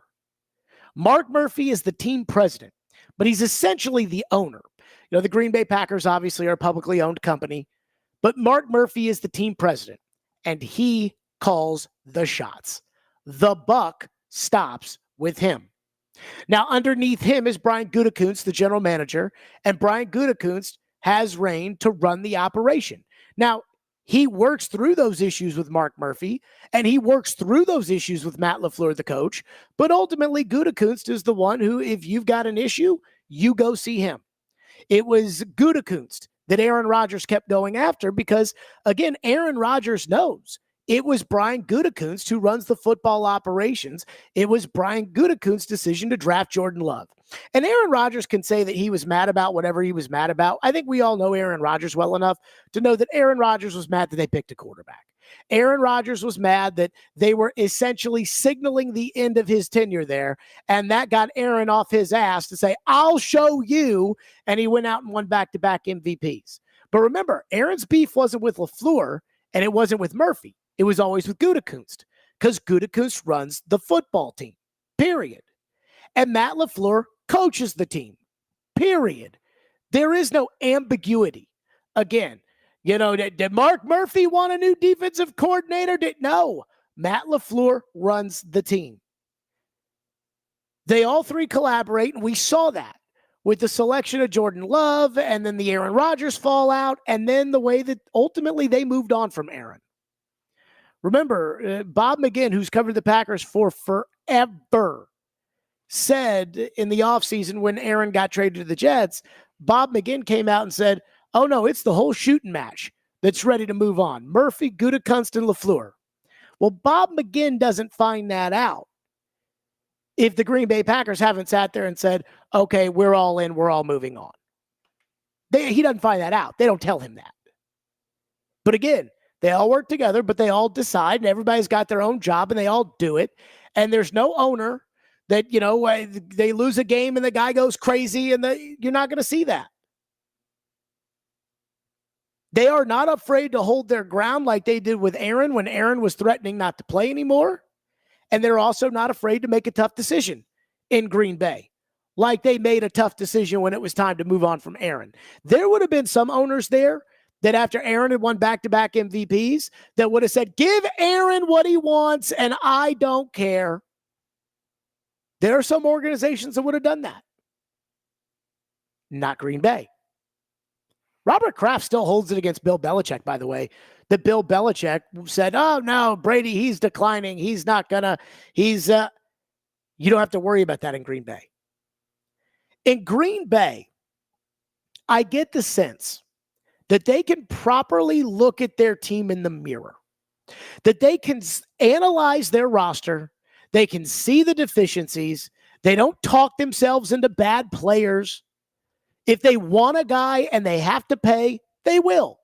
They paid Aaron Rodgers when he was a back-to-back MVP. They paid Josh Jacobs at running back. They paid Xavier McKinney, the safety from the Giants, who is turning the football over once a game for them. And might be, by the way, a humongous nightmare for Will Levis on Sunday. But they paid those guys. They wanted to pay Devontae Adams. Devontae didn't want to be there. And again, there wasn't some long, drawn-out media, oh, us versus them and Devontae and this. And they block all that out. The Green Bay Packers are as buttoned up as you get in the NFL. And I don't think it's an accident. Because Green Bay is a popular franchise. The NFL's a little different than some of the other sports. The other sports, it's like the big markets rule. Baseball, Boston, New York, Los Angeles, Chicago. Basketball, it's more of the star players. But again, it's the big markets that kind of rule baseball and hockey. They'll put, they no matter how good the Predators are, they ain't putting the Predators on TV. And the reason I say this is because football, some of these smaller, quote-unquote, markets are actually the bigger TV draws, bigger fan bases. Yes, Dallas is technically a large market, but it's not even the biggest market in its own state. That's Houston. But who gets more TV time, Dallas or Houston? Pittsburgh is a small market, and yet obviously we know that the Steelers have a vast and loyal fan base. And Green Bay is as popular as any of these other teams. I mean, I'm going to tell you right now. I remember the last time the Packers came here in 2016. And before the game, I said there's going to be 50-50 Titan Packer fans. And Floyd said, oh, no, that'll never happen. And that happened to be a game he went to for whatever reason. His son, Sean, got invited in a box from his job to go to the game. So Sean took Floyd to the game, and Floyd walked out of there, and he said to me the next day, he was like, it might have been more than that. Like, it might have been more than 50-50. So they're going to be a lot. The Packers have a ton of fans.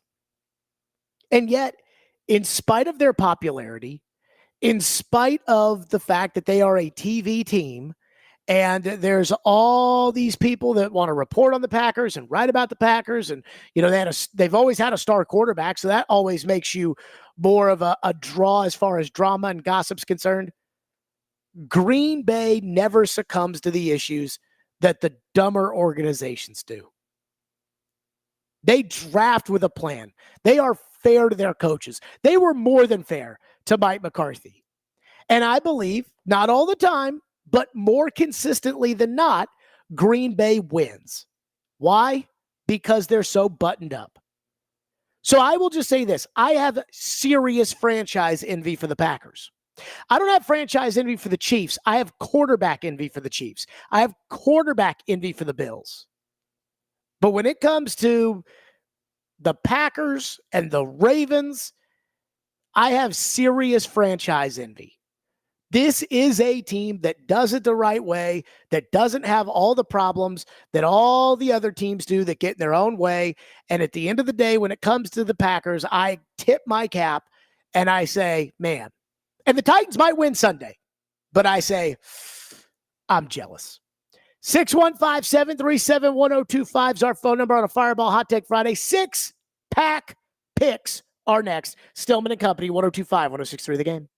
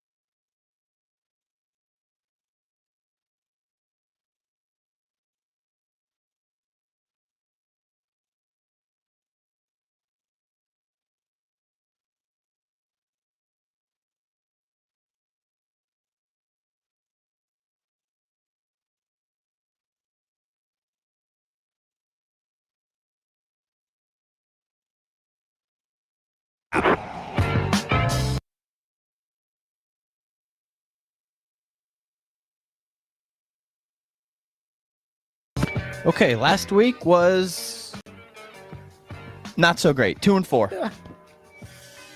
Yeah, it was tough. I picked the Titans to win. All right, let's just get right into the games. Yes, 2-4 last week. The season total is now 10-8. We can live with that. Let's roll. Okay, we will start with our one college football game this week. Number 6 Tennessee at number 15 Oklahoma. Saturday night, 6:30 ABC. Over under 56.5. The Vols are -7. I'll take the Vols, and I think this is going to be a close game for about 3 quarters. Vols are going to blow them out in the end, and Josh Heupel in the 4th quarter, it's personal to him. He's going to put it on. I'll lay the 7. Tennessee wins by about 17 points.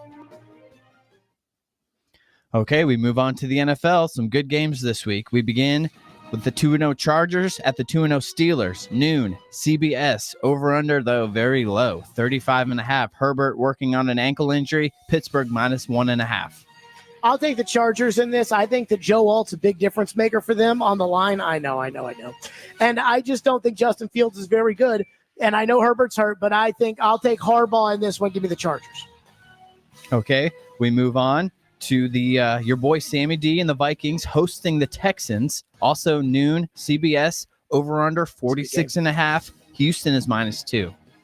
Give me Sam Darnold. I'm not getting off the train now. In my heart, I think Houston's probably going to win, but I'm not getting off the Sam Darnold train. Give me Sammy D. I'll take the Vikings. Justin Jefferson goes ham, and I'll get another I told you so, and then you guys will tell me that the Texans really aren't that good. Okay, interesting game here. The 0-2 Ravens at the 1-1 Cowboys, 3:25 on Fox. You can hear the game on 94.9 The Fan. Over under a 47.5. Baltimore is -1 point. I'll take Baltimore in this. They're not going to start out 0-3. Derrick Henry wanted to play on the Cowboys, and I think the Cowboys got exposed last week. I don't think the Cowboys are very good. I'll take the Ravens. They're not going to start 0-3. Give me Baltimore, and I'll lay the point. Okay. And our Monday Night Football, we have a doubleheader this week. The early game is 0-2 Jags at Buffalo. Monday Night Football, 6:30 ESPN. Over under 45.5. Bills are -5. I'll take Buffalo in this. Normally, I would take the 0-2 team, but I think there's a lot of holes in Jacksonville's roster. I think Jacksonville might not be very good. I'll take Buffalo with Josh Allen.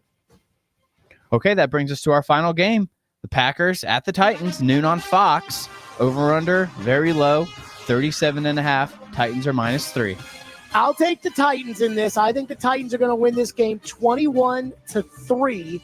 I think it'll end up being more of a runaway in the 4th quarter. Give me 2 turnovers for Malik. Will Levis doesn't turn it over, but doesn't do anything spectacular. And I think we can all live with it. Titans 21, Packers 3. That's it for us. We're out of here. Everybody enjoy the football. Have a great weekend. We'll see you 9:30 for the award-winning pregame show on Sunday. Jake and TD are up next.